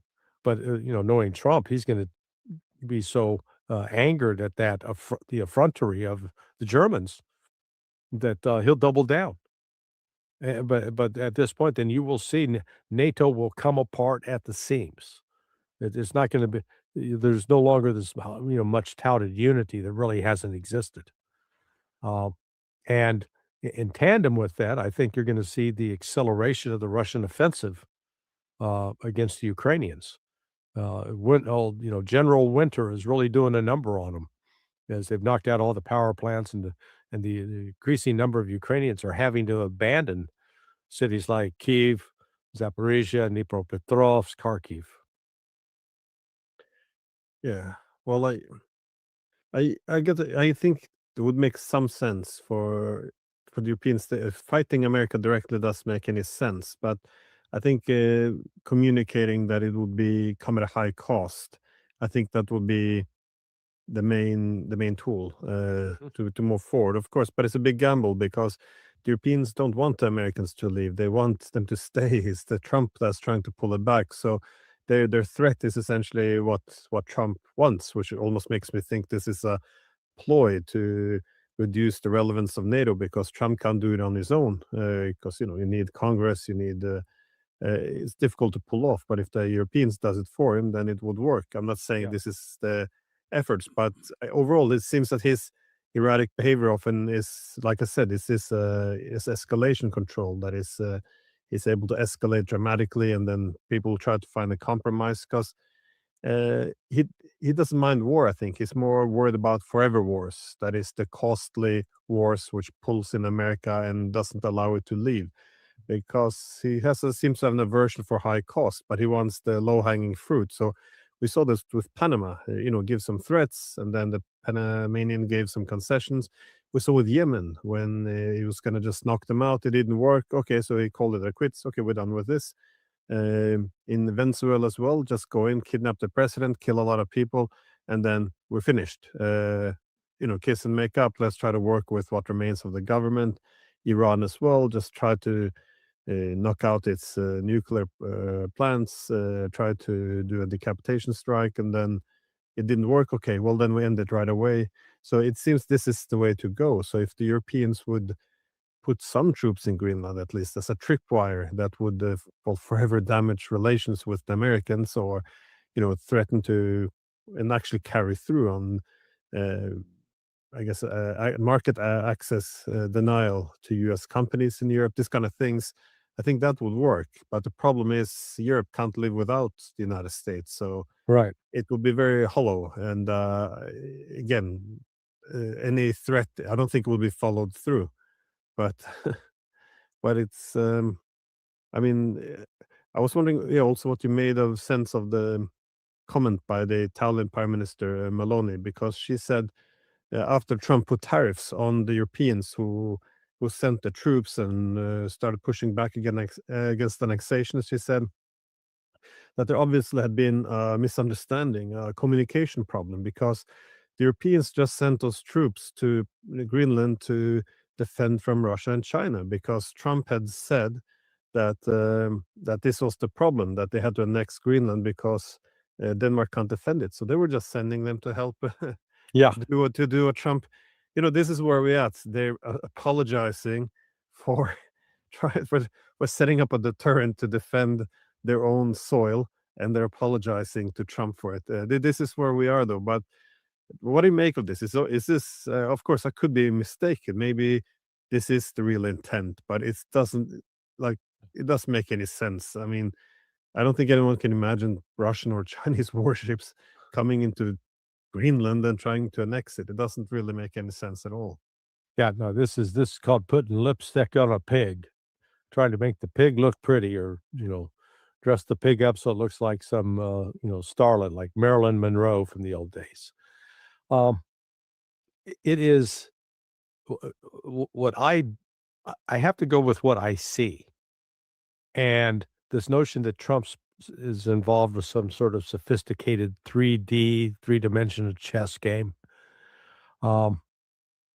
Yet his comments are so abrasive, so insulting, or so threatening. I mean, they fall in one of those three categories, that he's not doing things in a way that he can help people save face.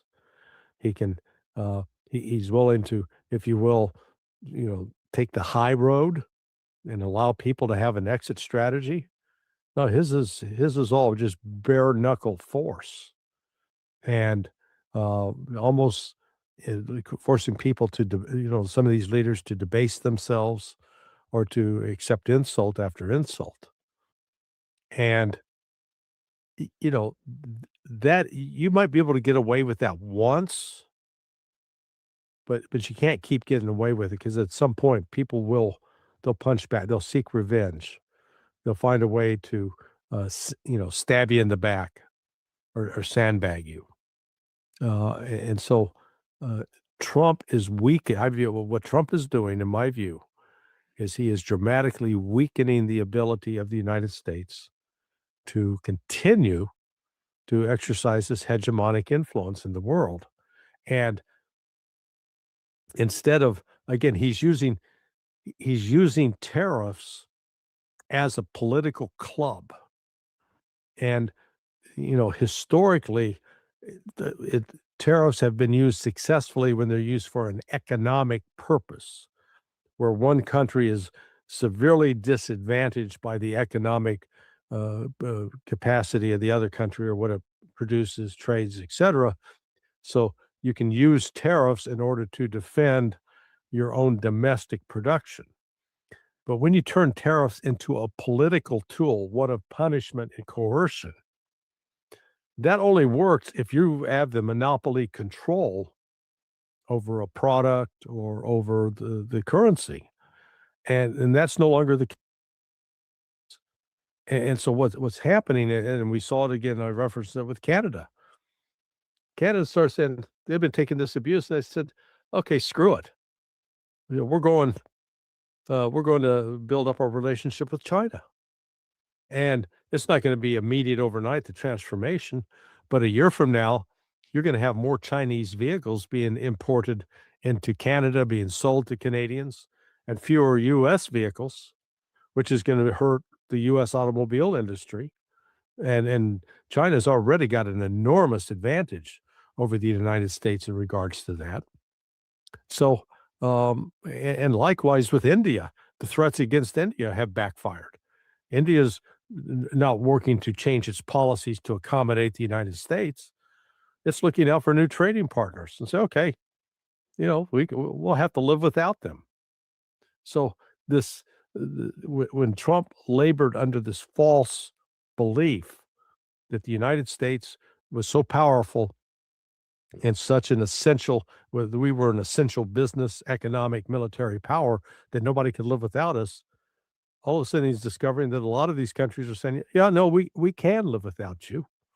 And in fact, we have fewer, the more we distance ourselves from you, the fewer problems we have, which is why, again, I liken it to that abusive spouse relationship because, it is dysfunctional and it's almost like an addictive personality disorder. And it's not until somebody gets to a point where they say, I got to break free, and they find that they can break free and go on and find a new life. So we're in that kind of transitional moment in history.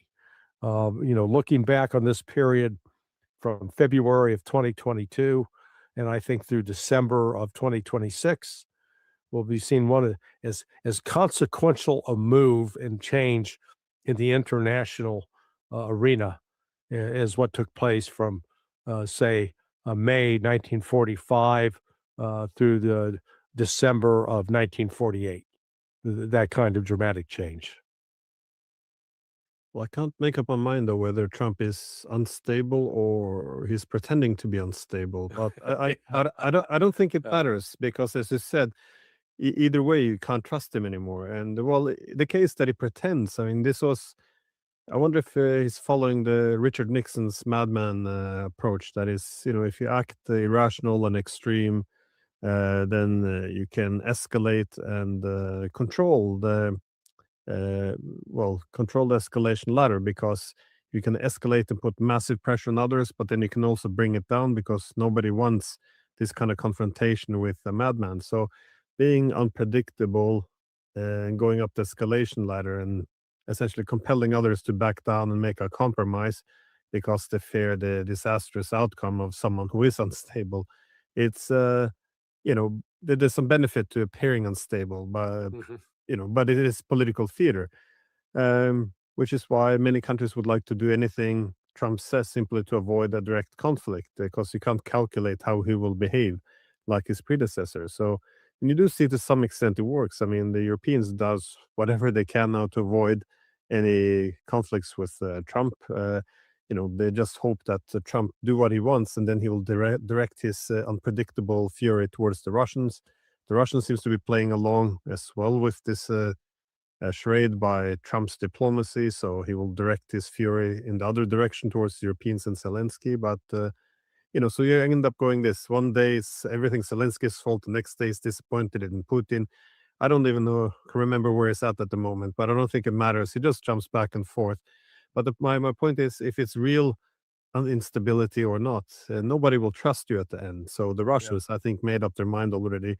No, it doesn't matter what paper they sign. There will be a new deal the next day. So I think, this. I think it's a flawed strategy, and it didn't work that well under Nixon either. But let me just ask a last question on, because you started talking about the economics of the whole thing. And with this just slapping tariffs on the Europeans now say that they might retaliate with this $93 billion tariffs on the United States. They might not follow through with it, but either way, just the US tariffs alone. When can this spark a financial crisis? Do you see this as likely? Yeah, actually, I do. I think so. There is. I came across a YouTube video last night. It's called "Metals and Markets." Now, the analyst, and I think it's an AI generated analyst. So it's not a real person, and the delivery is very smooth, very professional, very coherent, which tells you that it's a script that's been written. My reading of it now is that it is probably written by the Chinese, but it reflects what they're talking about is that because of Trump's tariffs, it's likely it has created a real imbalance in the market, particularly with respect to silver.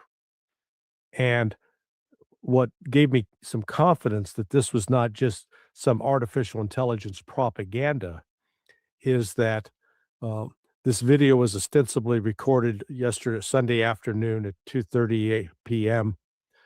Eastern time, and the price of silver on the spot market there was like 89, and the guy was saying, well, it could go down a little bit, but within 8 hours, that number was up to 93. So it moved up $4. I haven't looked at it today yet at this time, but if it's continuing to move up, then you've got a problem with silver.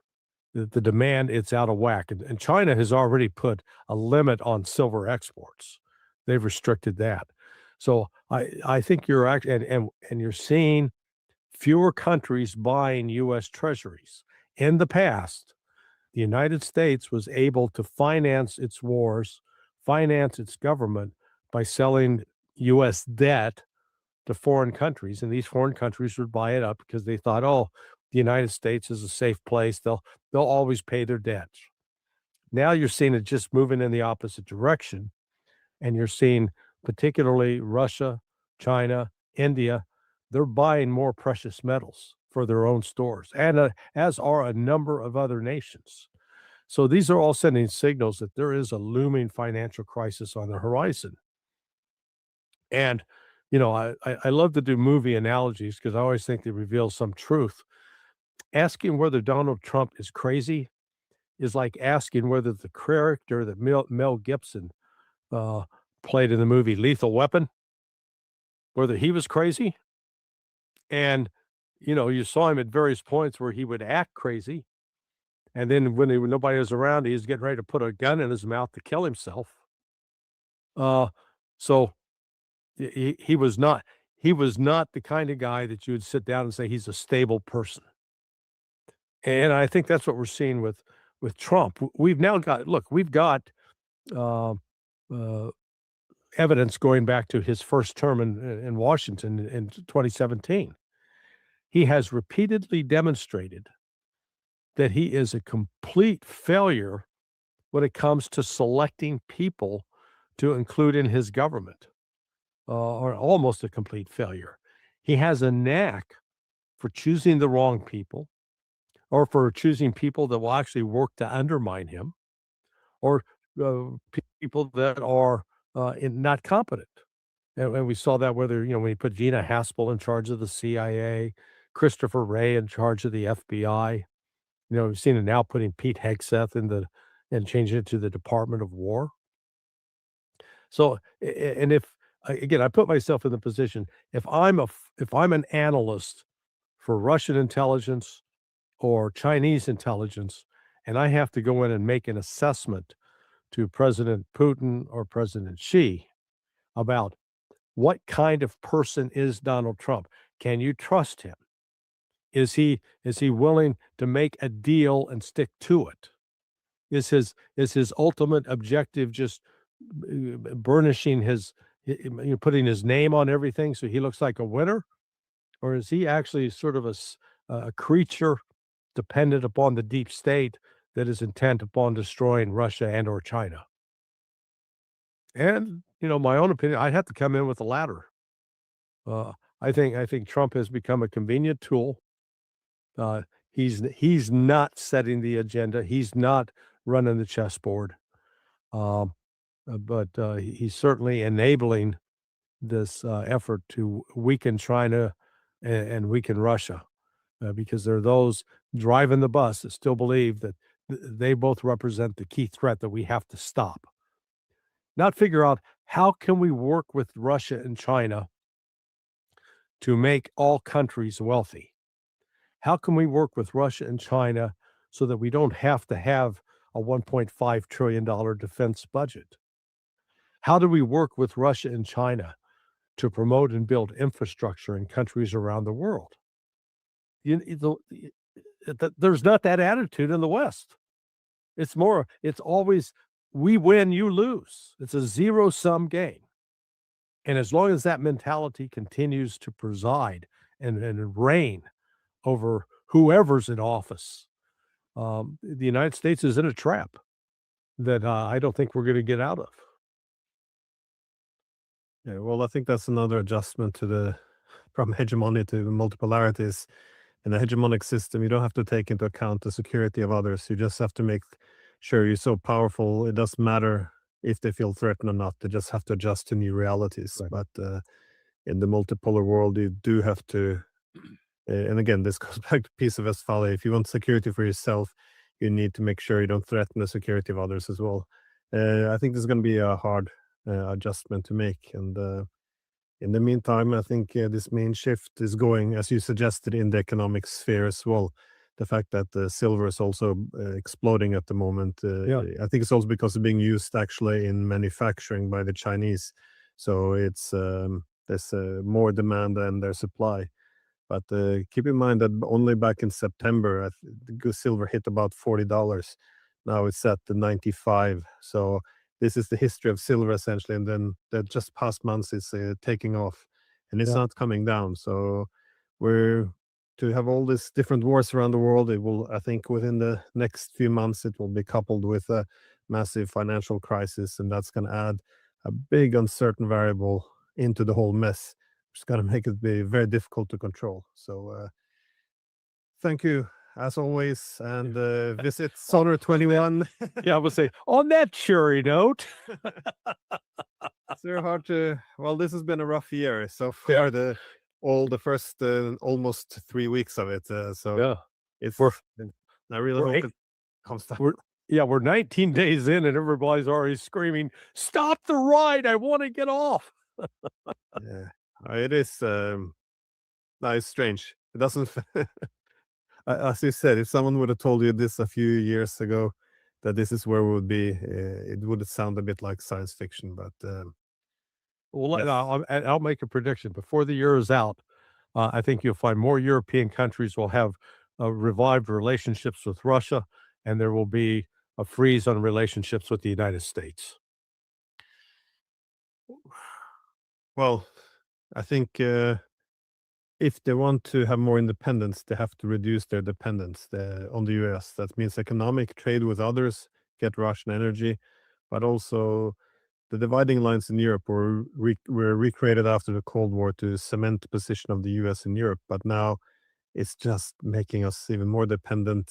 So all the Europeans are trying to keep the war going. They should do the exact opposite, put a quick end to it so it's less dependence. And but it is interesting to see how the Europeans suddenly were shocked, because only the past year of the Trump presidency we had this attacks on Russia's nuclear deterrent. We had the slaughter in Gaza, the attack on Iran, the bombing of Nigeria, the kidnapping of the president of Venezuela, threatening Cuba, Mexico, Colombia, Nicaragua, and suddenly everyone is in shock because he might take a Greenland. I mean, we helped to build and feed this monster, and this is Frankenstein's monster. It's not under our control. So yeah, exactly right. And yet again, on a happy note, thank you, Larry, and I look forward to seeing you again. Hey, my friend, always appreciate it and appreciate all the work you're doing. Thank you.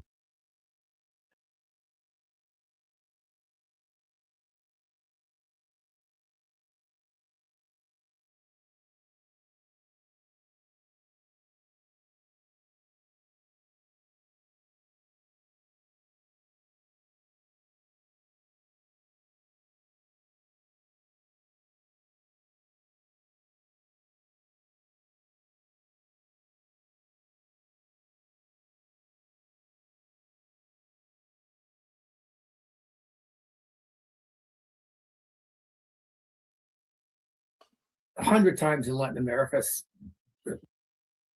Priest raped nuns with U.S. right-wing hit. I was outraged when they were doing it in Vietnam. It's too young to know what was going on then.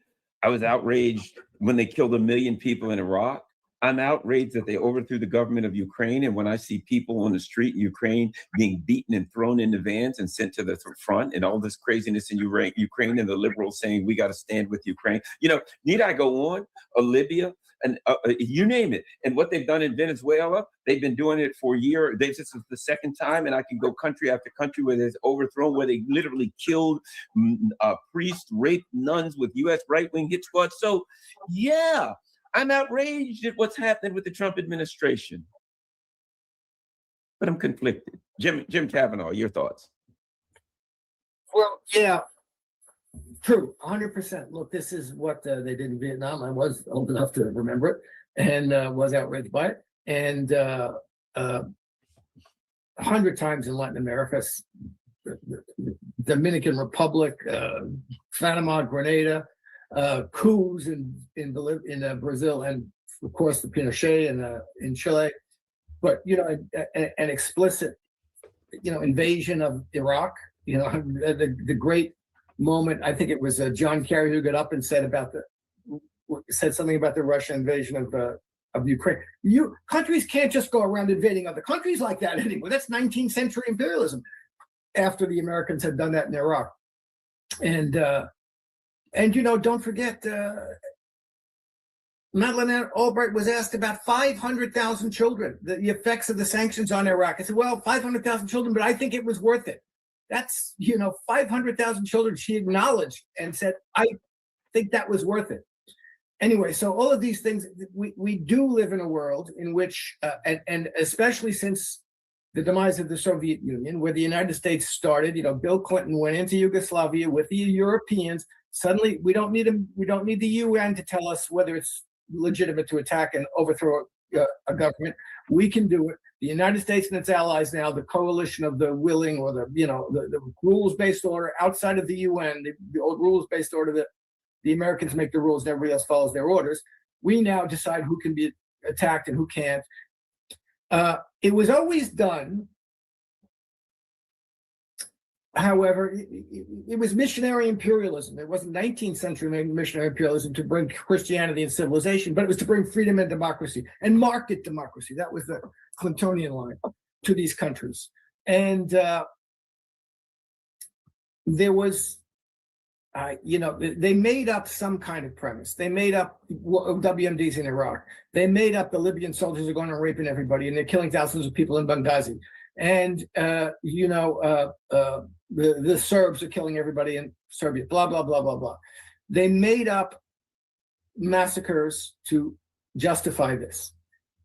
So you're in a situation now where, you know, the made-up story about Maduro being a drug trafficker, they just dropped that. You know, the story, nobody believes or is meant to believe any of the stories the made-up stories that they give. There's no missionary impulse here. There's no, we're coming to bring democracy to Venezuela, which they don't lack, but, you know, they don't even pretend they're going to change the regime. Essentially, they say, we leave same people in place. We just want to run the country. So we're in a situation where the mask is off, and Stephen Miller gets on television and says, we do it because we can do it, because we have the power to do it. Nobody can stop us. We'll take over Greenland because we have the power to do it. We'll take over Venezuela because we have the power to do it. Donald Trump gets up and says, the ethic that I follow, the basis of my, the only criterion that I use to decide what's good or what's bad is my personal sense of what's good and bad, and I run the world, and therefore I'm going to do what I think is good, what I think is right. So there is this kind of bizarre situation where, look at the Europeans, you can't appeal to what you to the pretend premise that was there before, because there's nobody's making a pretense of following the rules and regulations of the international order. International law and international law order that was always precarious. The whole architecture of post-war international law was always precarious because it always did de facto not apply to the 5 permanent members of the Security Council, which could block anything and do anything they wanted under that architecture, and did. And what's happened since the demise of the Soviet Union, when the Americans were the hyperpower and they could do anything, and they could presume that the Russians couldn't do anything to stop them and they could just ignore them. That was true for 20, 30 years, 25 years anyway, until the Russians started pushing back, and now they can't do everything they want against the Russians, but they're adopting explicitly the ethic might makes right. And we're the most powerful country in the world. We're going to do what we want. They may not be the most powerful country in the world. They may run into a problem. But at any rate, so what do we think of that? You know, the Europeans are flummoxed by it because they want to pretend they're doing the right thing, and they can't anymore. They can't pretend that this is in any way the logic or the ethic that rules the international order. They are being treated as the dogs they have been. They're little puppies to the Americans, and the Americans are now kicking it to the curb and saying, guess what, puppy, we don't need you anymore. And if you don't do what we want, we're going to treat you just like we treated Saddam, just like we treated Maduro. So they got a problem with this now. The only issue is, you know, there was this great, I don't know, you know, the commentator, he's a French guy who lives in China called Arnaud Bertrand, and he did a nice tweet storm, or it's on a Substack too, about this. You know, the fact that we don't live up to our ideals, we never do to a certain extent, but it's a good thing to have them there. And it's a good thing that people who don't live up to their ideals or don't live up to the ethic that they pretend to have to pretend. It's a good thing that you have to pretend to do something like that. It's a good thing that in the world, you can't just say, I'm going to kill my neighbor because I feel like it. You have to say, oh, it's really a bad thing to kill one's neighbor. I recognize that, but I killed him because for some reason I make up. But you've got to be able to say in your mind, it's a bad thing to kill your neighbor. It's a bad thing to kill your neighbor just because you don't like the way he looks, or, you know, he's got an ugly dog or whatever. You know, it's not a good thing. It's substantively the same thing if you can kill your neighbor and get away with it, even if you make an excuse on the micro level. But on the macro level, it's not substantively the same thing if everybody gives up having to justify what they do. You know what I mean? So this is part of the problem.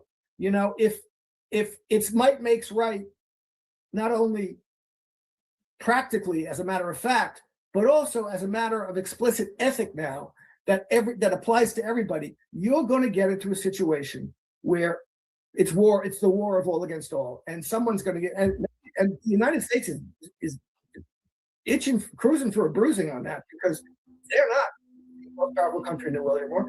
And what you've got is a situation now where precisely, and everybody has to realize this. We saw this with Israel. Israel's been doing this with the Palestinians for 80 years, and the Americans are now doing it to the world like they did it to Palestine. Like, you know, it's Palestine come home, whether it's ICE in Minneapolis or, you know, we got the power. We're going to bully you. We're going to do what we want, and that's going to continue until someone forcibly puts a stop to it. Until you smash that bully in the face and stop them and say, the reason we have to have some kind of architecture of international law and recognized, agreed upon regulations is because you're going to get your ass kicked and you're going to get your face smashed in if you don't agree to it. So that is the situation we're in. And there's no, this isn't going to stop until the Americans get defeated in some way. It's like Israel isn't going to stop until they get defeated. This isn't going to stop until the Americans get defeated. By explicitly renouncing any kind of notion of agreed upon international law or ethics, you have entered the world into a space where everybody's in that space now, and everybody in it, and they will eventually realize it. They're going to continue doing that.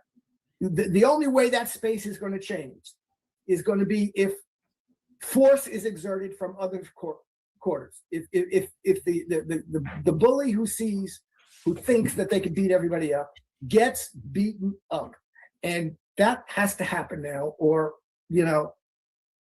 forget about it. I mean, I don't know what's going to happen. I mean, we're in a very difficult situation, and the best we can hope for, what the Americans kind of, sort of, but I don't think they're giving up on hegemony anywhere in the world. No. This notion of spheres of influence. Russia can have Ukraine. We'll have Latin America.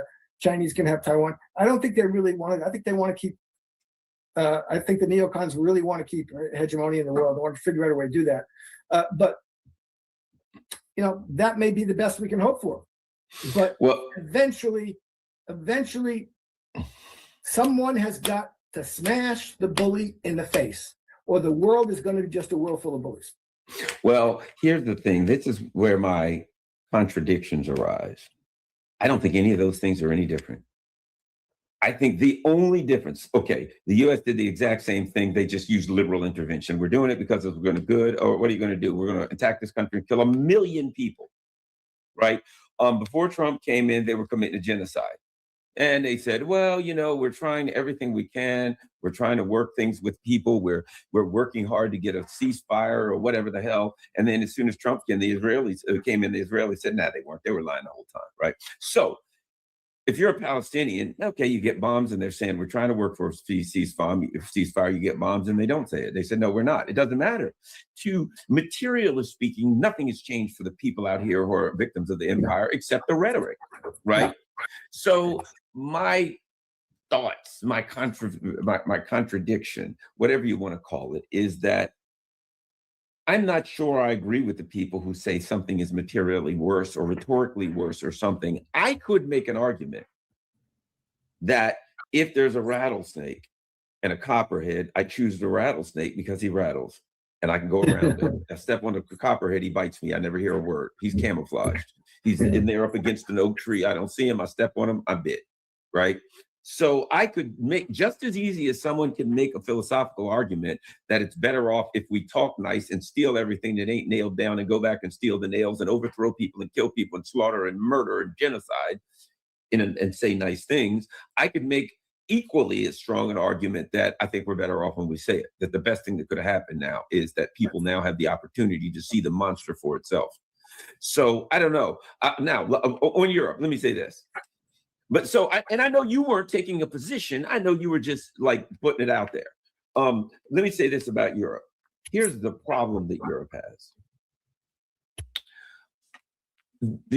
And I saw this with Kaja Kallas the other day. She's tweeting, well, China and Russia are the ones that really, when allies fight, China and Russia are the ones that really benefit. Like somehow she's going to say to the U.S., this monster, your lunch, Kaja Kallas.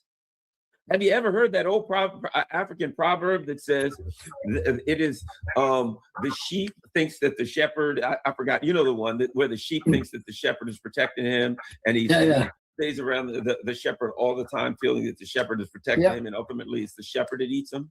The problem is this: there ain't no wolf. The shepherd created a wolf. The U.S. created a wolf, be it Russia or China. There was no wolf. Now that they're hungry, now they're like, man, we can't steal the stuff from Africa like we used to. Darn. Asia, we can't steal the stuff from there like we used to. What about South America? Well, that's hard. We got a struggle coming. We're going to try to steal that stuff. We're not 100% sure. What about Europe? That's easy. Let's steal theirs. Your lunch. You are guilty, as the wolf says to the sheep, you're guilty because I'm hungry. So now you've got these idiots. People like us have been saying for a long time, Europeans, you think the Americans love you. You have made a Faustian deal, a deal with the devil, and Donald Trump is coming for his due. Donald Trump, the devil is coming for his payment. And it doesn't matter if it was Trump or Clinton or Obama, right? So now they're still like, oh, but daddy, please. Oh, we can be friends, daddy. And the US is like, yeah, well, we can't eat them anymore, so we're eating you now. And you just keep on with that allies, that Russia, China, we're all together. We ain't allies. We'll start with Greenland. Oh, by the way, we want more money from you. Don't buy anything. In the same way that the US said, South America, you guys can't buy anything from Russia and China. You can only buy from us, right?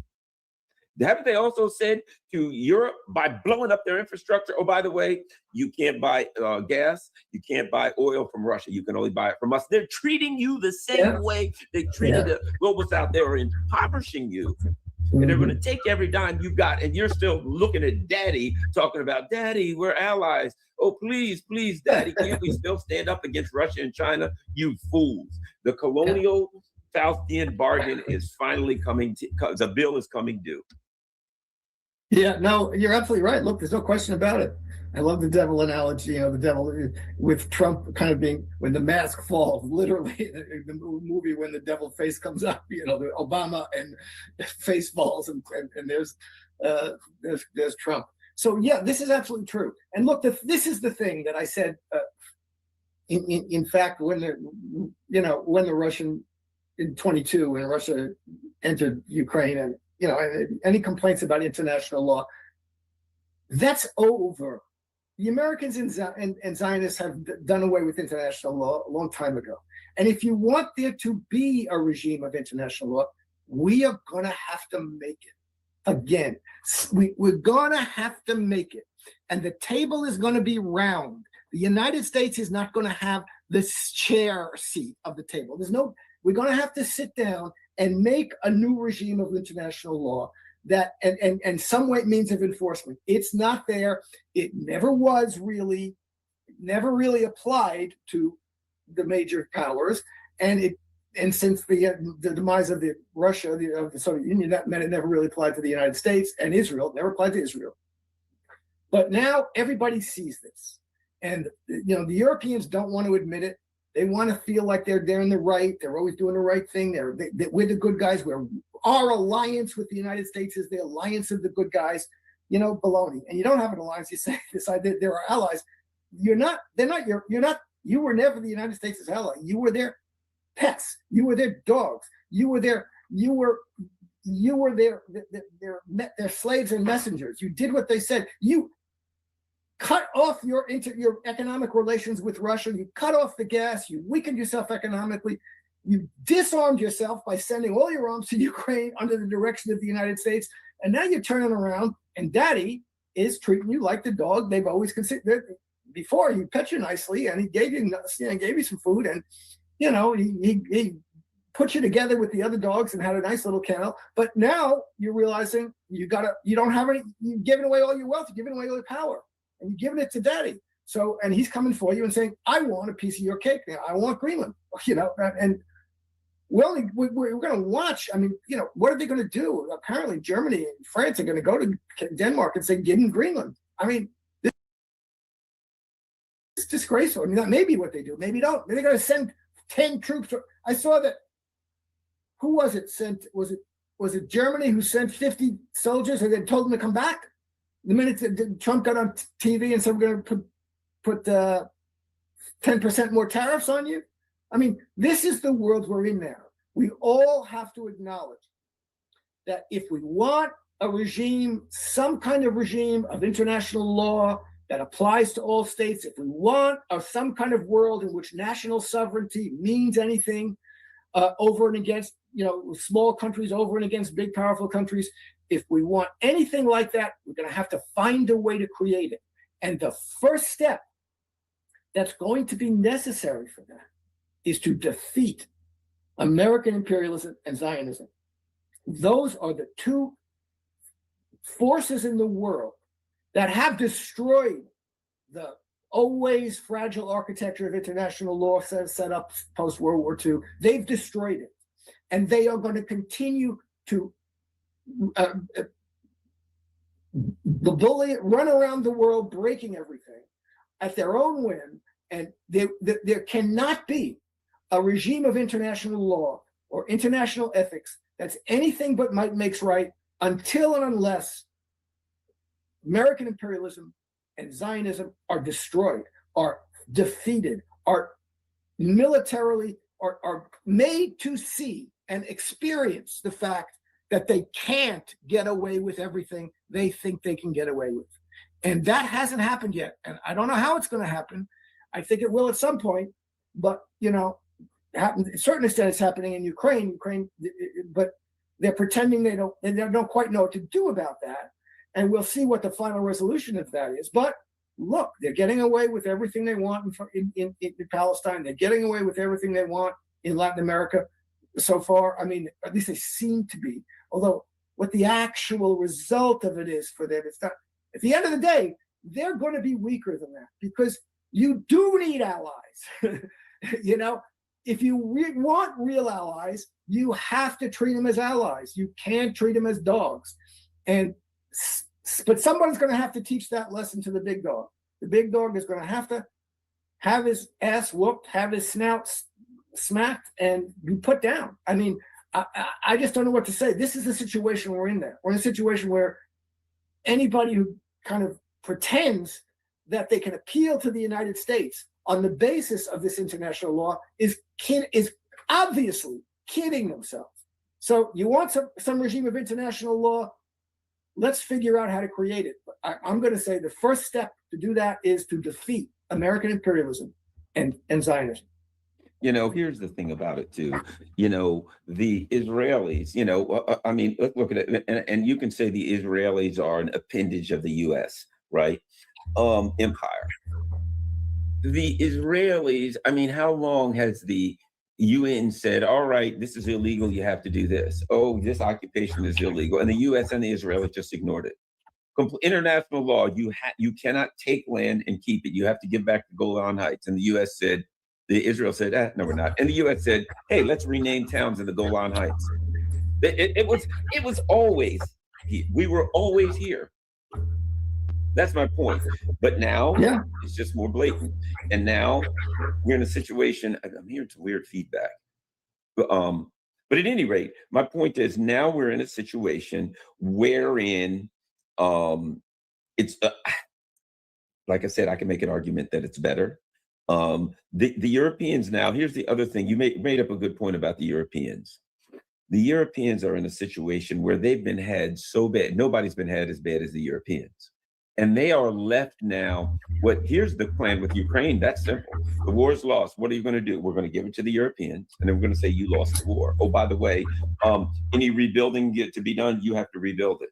Oh, by the way, while you're doing that, you got to buy all your gas and oil and everything from us because you're going broke and you really won't be able to afford it. But we'll sell you whatever you can afford. But Ukraine's going to be a disaster and it's yours. Yes, we want Ukraine to be in the EU. Why? Because the EU will be responsible for rebuilding Ukraine. The EU will be responsible for the money going to Ukraine. Go out and take out a loan of $90 billion. Why? Well, so that you can give that money to Ukraine because we're going to launder it to Ukraine and steal every dime of it anyway. So who cares? So Ukraine is now just another tool that's being used to impoverish Ukraine. And as you said, throw all your weapons in there. Don't stop Ukraine until you've thrown your last weapon in Ukraine and you're completely out of money. You're completely out of weapons and we'll take Greenland. You know why? Even if you wanted to fight, you can't because all your weapons are gone and you can't defend yourself against us. But we've made sure you're completely unarmed. You're completely impoverished and just keep calling us your ally. Stand with us against Russia and China. Yeah, you're going to be so weak. If we wanted you to fight with us against Russia and China, you couldn't. But the plan was there's three powerful entities, Russia, China, and the EU bloc. Those are the three huge economic blocs. Guess what? We've eliminated one of them. All we got to do is two more to go. Yeah. And I'm looking at, and you know what? Look what you've been doing around the world, Europe. Look what you've been doing. You thought there was nothing. You thought there was no price to pay for that. You thought that you could just rob and steal from Africa, Asia, French Indochina, everywhere. Just weeks ago, Trump went in, he kidnapped Maduro, and the Europeans were like, great work. Good, way to go. Get those dictators. Ha, ha, ha. What's Trump going to say next? Well, you know, the Denmark leader is a dictator who's killing the protesters. I think he's got fentanyl. Perhaps he's sending drug boats to the U.S. And, oh, did I mention? I think he's building nukes. Denmark's building nukes. We got to take Greenland because they'll put their nukes in Greenland and kill us all. He might as well. And he should. I'm looking forward to hearing that rhetoric. Yeah, well, yeah. But look, you're seeing it with Greenland. He's giving them the right. We're going to take Greenland because we have the power to, and you can't stop us. That's what they're doing. You can't pretend that that's not the driving ethic of the United States anymore. You can't pretend it. You could pretend it previously because the American leaders themselves pretended it was something else, you know, but they all did it. I mean, they all did it. You know, and this is the case. Look, there was no justification for what they did in Serbia. There's no justification. They went in. Victoria Nuland said, we spent $5 billion to take over Ukraine. They broke every agreement. They broke every agreement about expanding NATO. They broke every agreement. They came to agreements in Ukraine about having new elections. They broke them. They don't care. They just presumed that nobody had the power to do anything to stop them, and which was true until recently. And you know, but you know, they also presented themselves as the good guys. We are the good guys. We're in favor of democracy. These horrible dictators and democracy and freedom and market democracy. And there's none of that left anymore. But the problem is, you know, the United States isn't that strong economically. Internally, it's screwed up. Nobody wanted this Iraq war. Nobody wants regime change wars. Everybody is saying, why can't we have health care? We're going to take over Greenland? You're going to take away their free public health care? When they become the 51st state, they're going to be the only state with free public health care? Oh, you can't have that because the Americans don't have it. So now you're American. You got to buy health insurance from United Healthcare.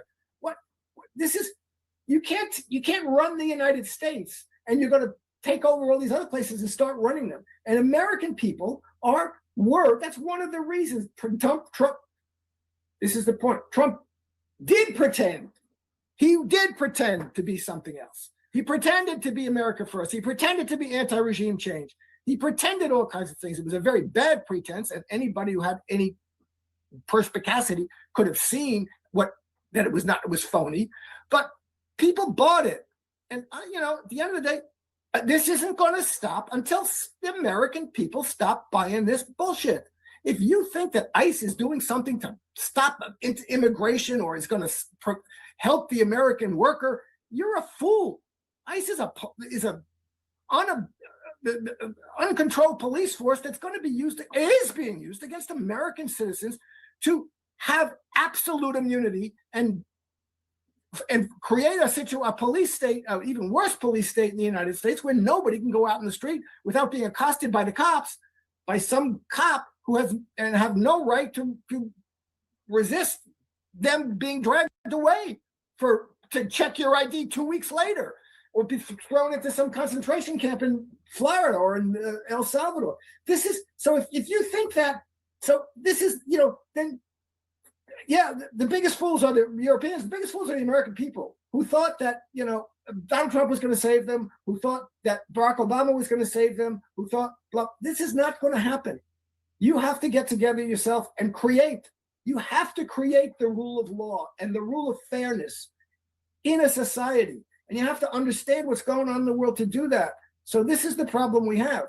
And eventually, the United States is going to get smacked in the face. Internationally, internally, somebody in ICE is going to get shot and killed. And you're going to have a fight. You're going to have people in the American society fighting against each other and killing each other. You have it. And that's going to continue until people wake the fuck up. And this is, Donald Trump versus Gavin Newsom, give me a break, versus Barack Obama. They're bought and sold. They bought and sold. And this is clear. So you have to, we don't have a democracy. We have to construct it. We don't have an international regime of international law and human rights. We have to construct it. Okay, there are forces in the world now that can help you construct that aren't really interested in taking over every country in the world and have enough power to help you construct an international regime. What's in the United States that helps you can do that? I don't know. It's give up. Let's call ourselves, inflate our own importance. We can't inflate our own importance. We're not that important, but we might want to do that. There are voices there who are doing it. It's not MAGA. It's not the Democrats. So I don't know what the hell it is.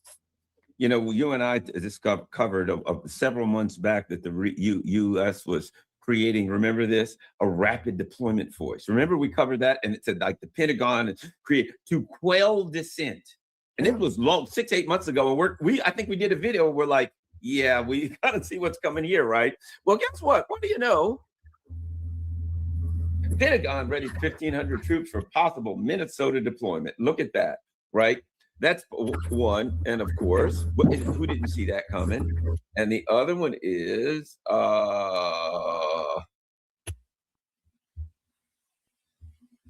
here we go. You're going to love this, Jim. Pentagon is adding Elon Musk Grok to military networks, right? So they're adding AI. Now, what does that mean? Well, that means that they pull up to your car. The AI now looks at the tag. The AI scans your social media. The AI looks at your bank accounts. The AI looks. Guess what? Do you remember when Doge, led by Musk, went through the government and they were able to get to all of the most detailed information about citizens, and people were saying, you can't do that. The court's got to stop, and the courts let them do it. AI now looks at your tax returns, at everything, that when, who died in your family, how much property you own, where street you live on, where you have lived, everything about you is there. And now the military's on the street and they look at you, they scan your tag, they scan everything. Or they don't bother. You walk by, you're in the crowd. Well, they facial recognition scan. What do you know? That's Jim. And let's look at some of his statements. Hey, he said something about anti-Semitism. There's something about Zionism. Grab him. You see what I'm saying? The idea that the military is being put on the street to bring order. Where have they brought order? They put them on the street. Look at where they put them on the street in the war on terror. Did they bring order anywhere? It's the opposite. They bring the hammer down. And these right-wingers, these fools, yes, they're bring them on in. We've got to stop these lefties on the street. And I'm like, you poor fools. The government is putting troops on the street with all kind of AI, facial recognition and everything else. They're not there to bring order. Anyone, these people who supposedly are afraid of the government, they hate the government. The government's bad, and the government says we're putting troops on the ground to bring order. Yes, I hate the government. I don't trust them, but it's a good thing they're putting troops on the ground to bring order, Jim. Yeah.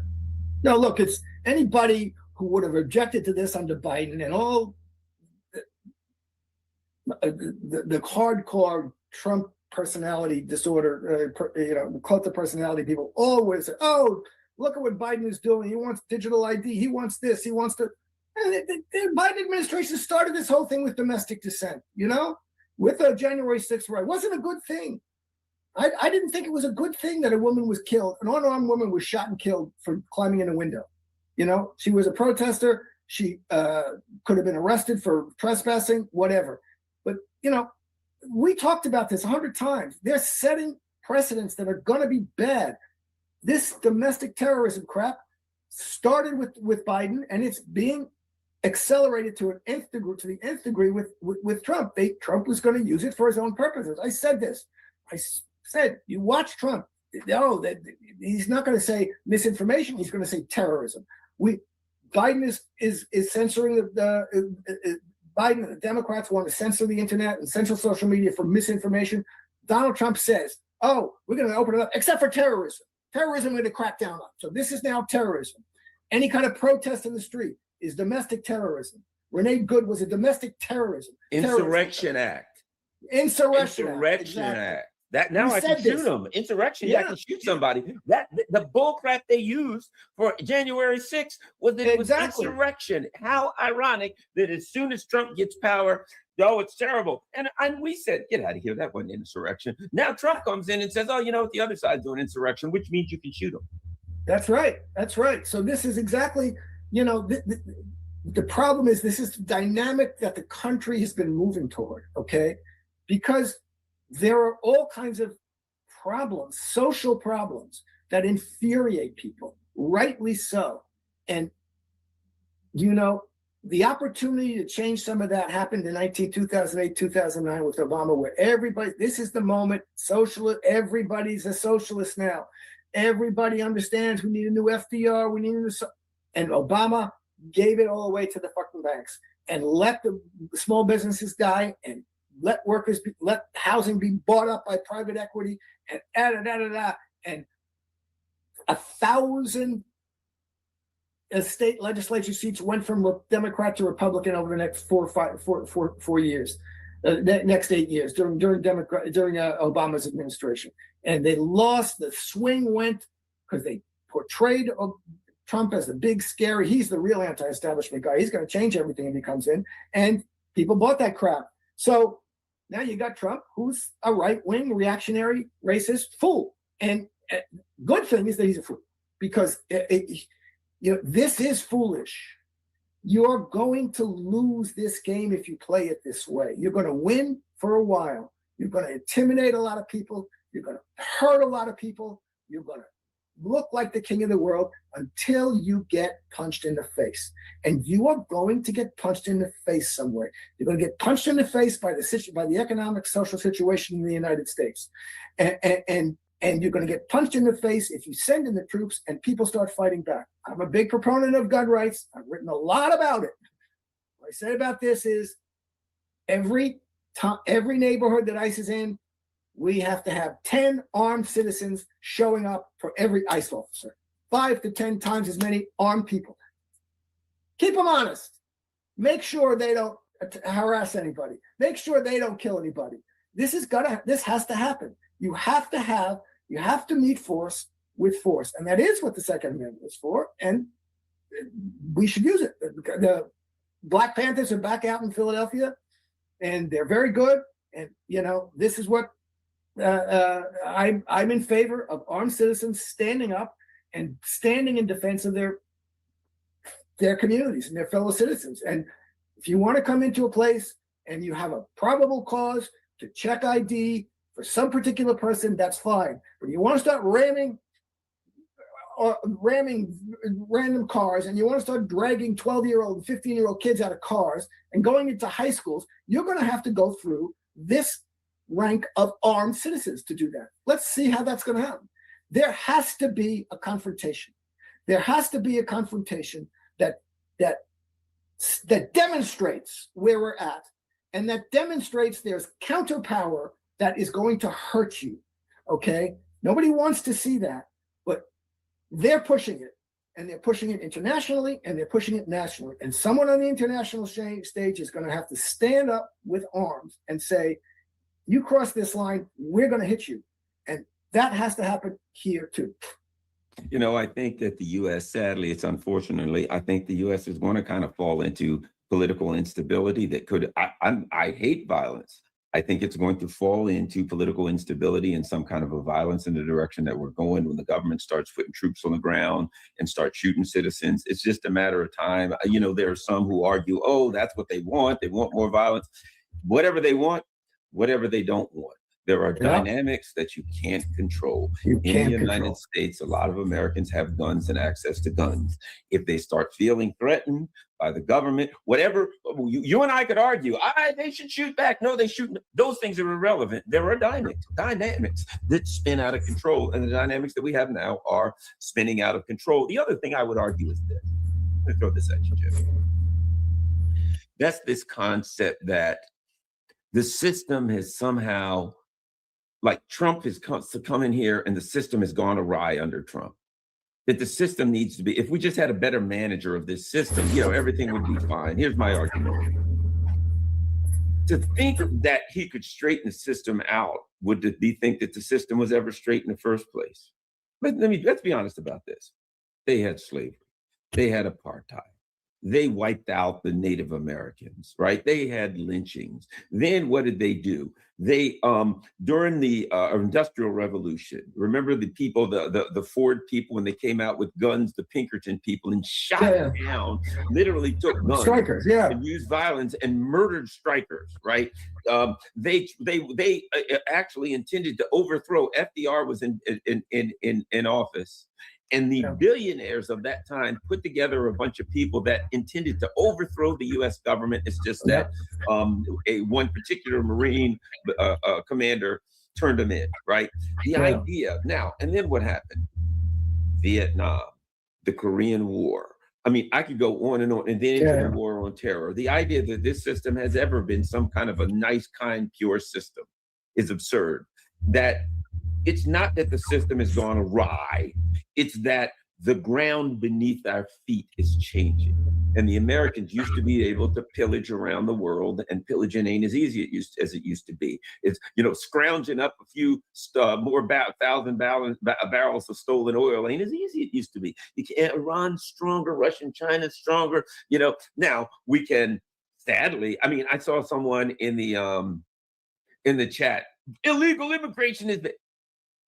If you believe that we went to Iraq because there was weapons of mass destruction, right?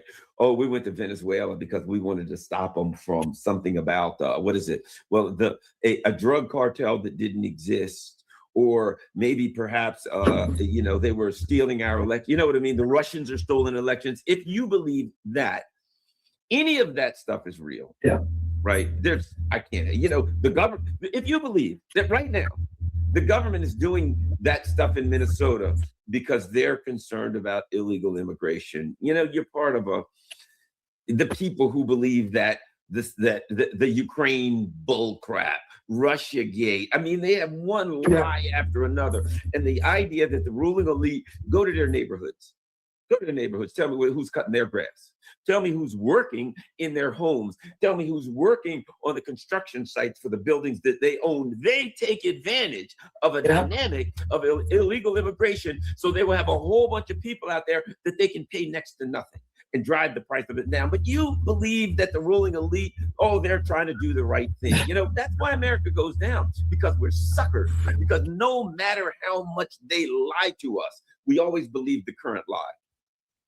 Yeah, look, if they wanted to go after illegal immigration, taking American jobs, they'd go to the hotel industry. They'd go to the meatpacking industry. They'd go, but Trump himself said, we got to be careful because, I don't want the businesses, when they started to go after the hotel deal, I don't want to, you go and arrest the people who are employing them, and that's how they do it. Would be Trump. Neighborhoods. They go to neighborhoods with guys and gals who have families who've been here for 30 years. They're legal and legal residents. They have legal papers. They want to start throwing them out. They want to start denaturalizing people. This is a campaign of intimidation that's starting with so-called illegal immigrants. But it's first they came for the immigrants. I did nothing because I was an immigrant, and then they're going to go down the line, and they are going down the line. You cannot sit here and watch them go around the neighborhoods, banging on doors randomly, going around checking, stopping people around. They don't have the right to do that.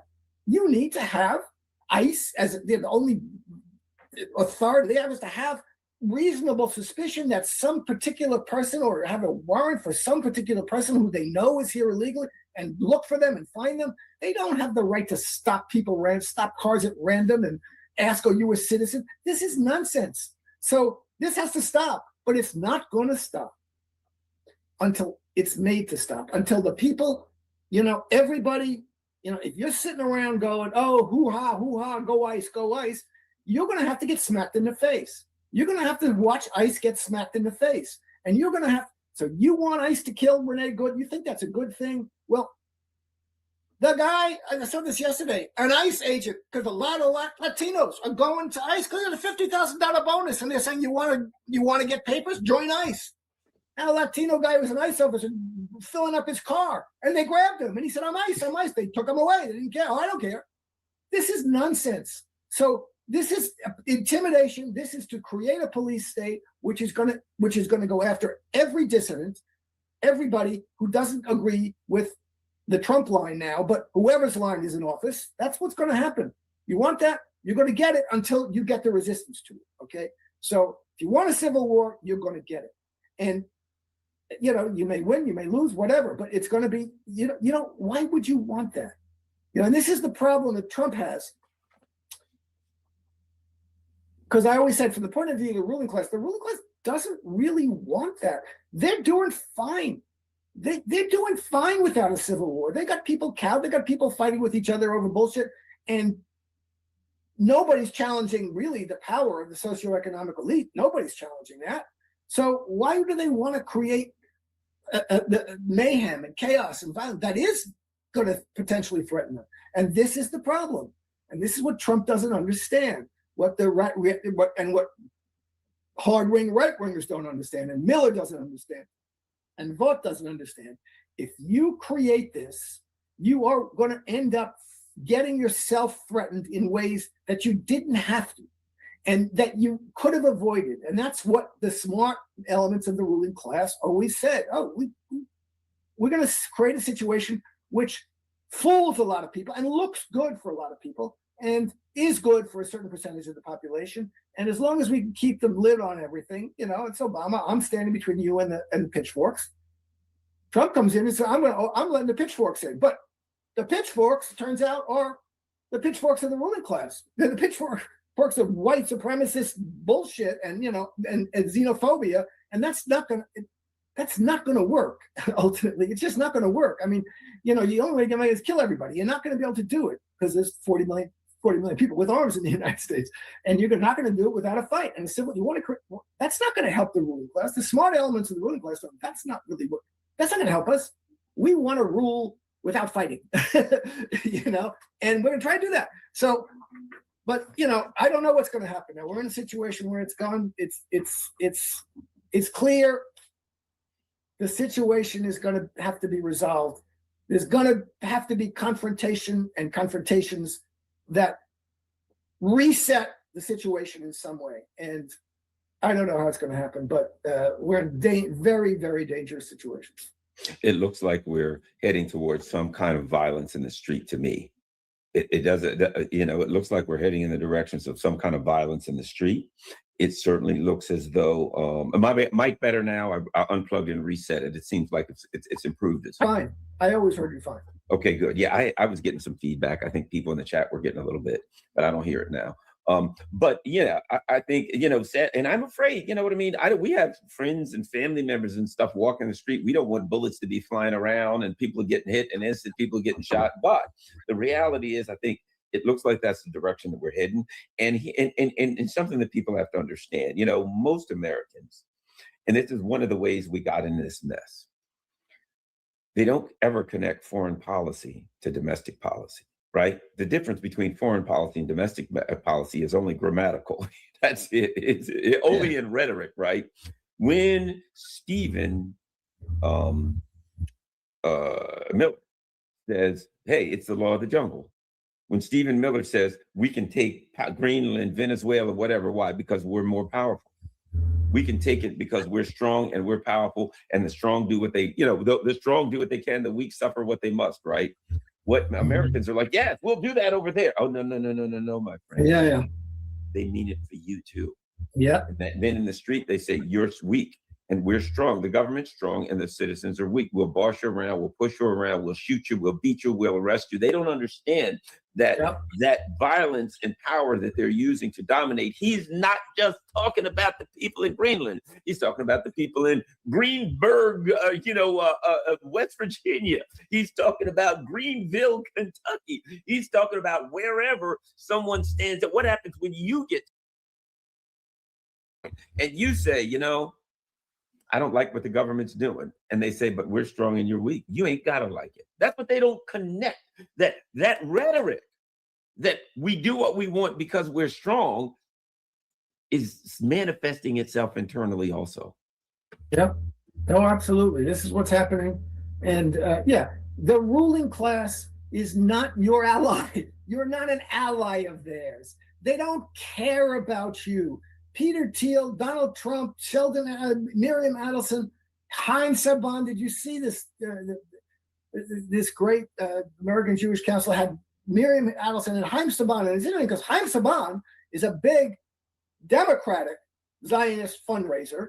And nobody talks about him that much because they go after the Republicans. But he's a big, and they said, the guy that the moderators has them both on each side said, tell me how it is that you get along so well with the politicians and you influence, and they're both going like, we don't really want to talk about that.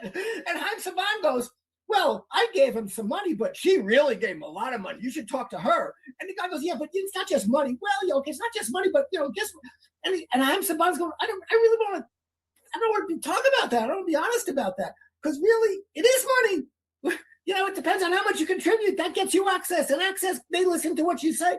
So this is the way it is. And if you think they care, again, this is billionaires creating a Congress that they turn into millionaires that get people who make $100,000 to look down on and despise people who make $50,000 to look down and despise people who make $10,000. I mean, this is baloney. And if you don't get out of this, you think let's Biden had a crazy border policy. Close the border. They have as strict an immigration policy as you want, but have an honest discussion about it. Have an honest policy about it. Do it according to procedures and according to an ethic that's reasonable. Okay. You don't throw people out of the country who've been here for 30 years and leave their children behind. You don't do that. There's no reason to do that. You have to have, I'm all for, open borders is great. It's the ultimate goal, but so is open borders. We need capital controls. We need border controls. This is, we can't yet have open borders, but that's not the point. The point is we can't have a decent discussion about this. We can't have an intellectually honest discussion about this. The Democrats weren't intellectually honest about it, and the Republicans are not being intellectually honest about it. Now, what they're doing out with ICE in the street is not honest immigration policy. It is dishonest, authoritarian, repressive, dictatorial. We're going to crush anything we want. And the we is the ruling class. It's the big club you're not a part of that don't give a damn about you and want you to live precarious lives where you can't afford your education, you can't afford healthcare. They don't care. And you become more and more anxious, and all you have is credit card debt, and you're paying off to the banks, and that's it. So that's what they want. And the Peter Thiels and the Donald Trumps and the Miriam Adelsons and all, that's what they care about. And so you don't understand that? I'm sorry. You're going to fight someone because they immigrated here. I mean, they're putting the damn Native Americans, taking them off the street. Native American to deport them to. I mean, this is ridiculous. So this is standard right-wing xenophobia, racism being used to prop up a system that's failing failing everybody economically. Socioeconomic lives are becoming more precarious, and therefore they want you to fight everybody else whose lives are equally precarious or even more precarious. And it's going to continue until, people wake up and stand up. The other interesting thing too is the issue of borders. Let's face it. What caused the border problem? When did the border start to crack? Really go bad? NAFTA. 1.4 million Mexicans lost their farms, and all of these Mexicans showed up. So we destabilized these countries, and then all of these people. What about Europe? How did that mess started? Yeah, how about Europe? How did that mess start? They overthrew the Syrians. That's when it really started, when they started the dirty war in Syria, and 2 million Syrians showed up on their border. They overthrew Libya, and all these people, the Africans went through Libya, and all these Libyans, Afghanistan, Afghans everywhere. What they do is they overthrow and destabilize. The people from these countries then show up at the border, and then they try to convince us to blame the people that are the victims of their policies, just like we. So those people are the victims of their policies. They show up, and what do they get out of it? They get lower wages out of it that they're paying. So now they benefit from an impoverished poor class that they can pay next to nothing. They turn us against those people. And now Trump says, what the hell's going to happen if Trump starts bombing and starts wars in South America? There'll be millions showing up. And they'll use them and they'll traffic them and they'll sexually traffic them and they'll use them, pay them slave wages, and they'll take advantage of that too. And they'll say to us, when our everything goes to hell, you know, it's those damn immigrants that did this to you. Exactly. That's the game. Exactly. They create these economic sanctions that they say are meant to make the economy scream, make the people scream, to create social devastation and discontent, and that drive emigration from those countries and immigration here. And that's what you're absolutely right. It's what happened in Europe with the Syrian refugees. So what's happening here with Venezuela. Where do the Venezuelan refugees come from? And they have this phony game. Oh, socialism doesn't work. You attack the country. You made the economy scream. You're the most powerful economic force in the world. And you punish that country until it was devastated. And then the people left say, oh, it doesn't work. Look at the people running away. Of course they're running away. They're running away from economic devastation. They will run away. Everybody will do that. So this is phony. If you're not against imperialism, you better not talk about immigration, because you're not understanding what drives immigration to the United States. So this is just, but that's the situation. So we have a problem that is a deep problem of American political culture, and it's gotten worse because the parties involved in it are dishonest, phony. They don't work for the American people. They pretend to do so in various ways. One by pretending to work for American people versus immigrants. One by whatever, for this group of people versus that group of people. But they work for the ruling class, and this is a class struggle in the United States and in the world. We have to leave other countries alone to determine their own economic destiny and to overthrow the ruling classes if they want. That's not our business to protect the ruling class of Venezuela. It's not our business. In nobody's interest in the United States to protect the Venezuelan ruling class. So, and that's what drives immigration. So all of this is just, class struggle in the world and class struggle in the United States. And until we get to that point, we're going to be in these stupid battles and very dangerous battles. And now you're in battles that the regime, the American regime, is going to have to come up against force in some way, in some theater that stops it and that forces it to retreat and back off. And we'll have to see. Well, the last thing I'll say is this. And when I look in the chat and somebody says, but you don't understand, immigration is the problem. You know what I see? You still think the government's trying to fix this thing, don't you? You know what I mean? You still think, well, we do have a problem with immigration, illegal immigration. Let's just say we do, for just sake of argument. You still think that the Trump administration is trying to fix illegal immigration, that the government is there to straighten things out. I don't know what to tell you. If you haven't figured out, they're lying to you. They're not trying to fix anything. The man just said, hey, you know what? I think we need another $500 billion added to the Pentagon budget. Trust me when I tell you this, whoever you are in the chat saying that you actually believe that they're sending ICE people there because they're going to work on illegal immigration, you're being had. They added $500 billion to the defense budget. And you know what's going to happen? That $500 billion, my friend? Let me tell you. So Trump has just about doubled the Pentagon budget since he came in. They get nothing extra.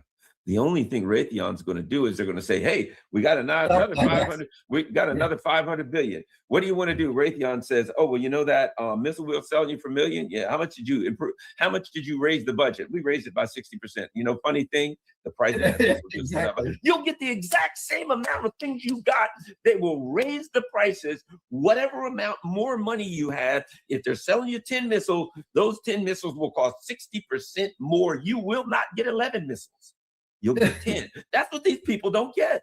It's all a scam. Oh, by the way, the generals that are ordering those missiles are getting paid off so that as soon as they retire, they can get a job for the guy who made those 11 missiles. They ain't going to say, hey, guys, they're snookering us for missiles. No, because they're going to get their fair share as soon as they retire. These people still think somehow they're here to stop illegal immigration, to fix it, to stop the... I don't know what to say, Jim. Yeah, I know. This is the point. You're at a point where it's hard to even have a discussion about this because you can't accept these. You can't have a discussion with someone who thinks it's all right to kidnap the president of another country. I mean, how like start talking about what exactly were the good reasons or bad reasons for doing that? No, this is just wrong. You know what I mean? You can't have a discussion with anybody who thinks, well, let's discuss how many people Israel's actually killed in Gaza versus how many they haven't. And what are you talking about? This is wrong. This is genocide. This is colonialism. If you don't understand that, if you don't understand what ICE is doing in the United States, it's just wrong. You create it's police state action, blatant and not really justified by any immigration policy. It's there to intimidate and to create a police state with literally they're saying absolute immunity. You want absolute immunity for some masked armed officers running around the country, not identifying themselves, ramming into cars, killing people? What? This is crazy. You never accept that. That's nothing to do with immigration. So let's have a discussion about immigration, but we can't have it until we reset the whole premise, the whole discussion in a way that allows us to have honest discussions about this on principles that are solid, not on fake ginning up of hatred and conflict for no reason whatsoever. And you can't have a discussion about immigration, only have a discussion about imperialism, because it's the same damn thing. Exactly. Yeah. Oh, yeah. Oh, by the way, Trump's talking about bombing Mexico. And that's not certainly, we got to understand that there's no way that would cause refugees and immigrants to come to the border. Sure. Yeah. You're going to bomb Mexico. There's going to be 1 million people at the border. Yep. And which leads me to believe, Jim, maybe I'm being a bit of a conspiracy theorist, that's exactly what they want. Exactly what we can figure it out, maybe perhaps they can too. Yeah, that's exactly what they want. They Jim want this conflict and chaos. Exactly. Where can everybody find you, Jim? Kevin is Substack on the screen, at Twitter at the polemicist _ and please buy me a coffee. Subscribe to my Substack, free or paid. Everybody gets to read everything, and follow me on Substack on Twitter. Thanks a lot, everybody. Coffee. Follow me.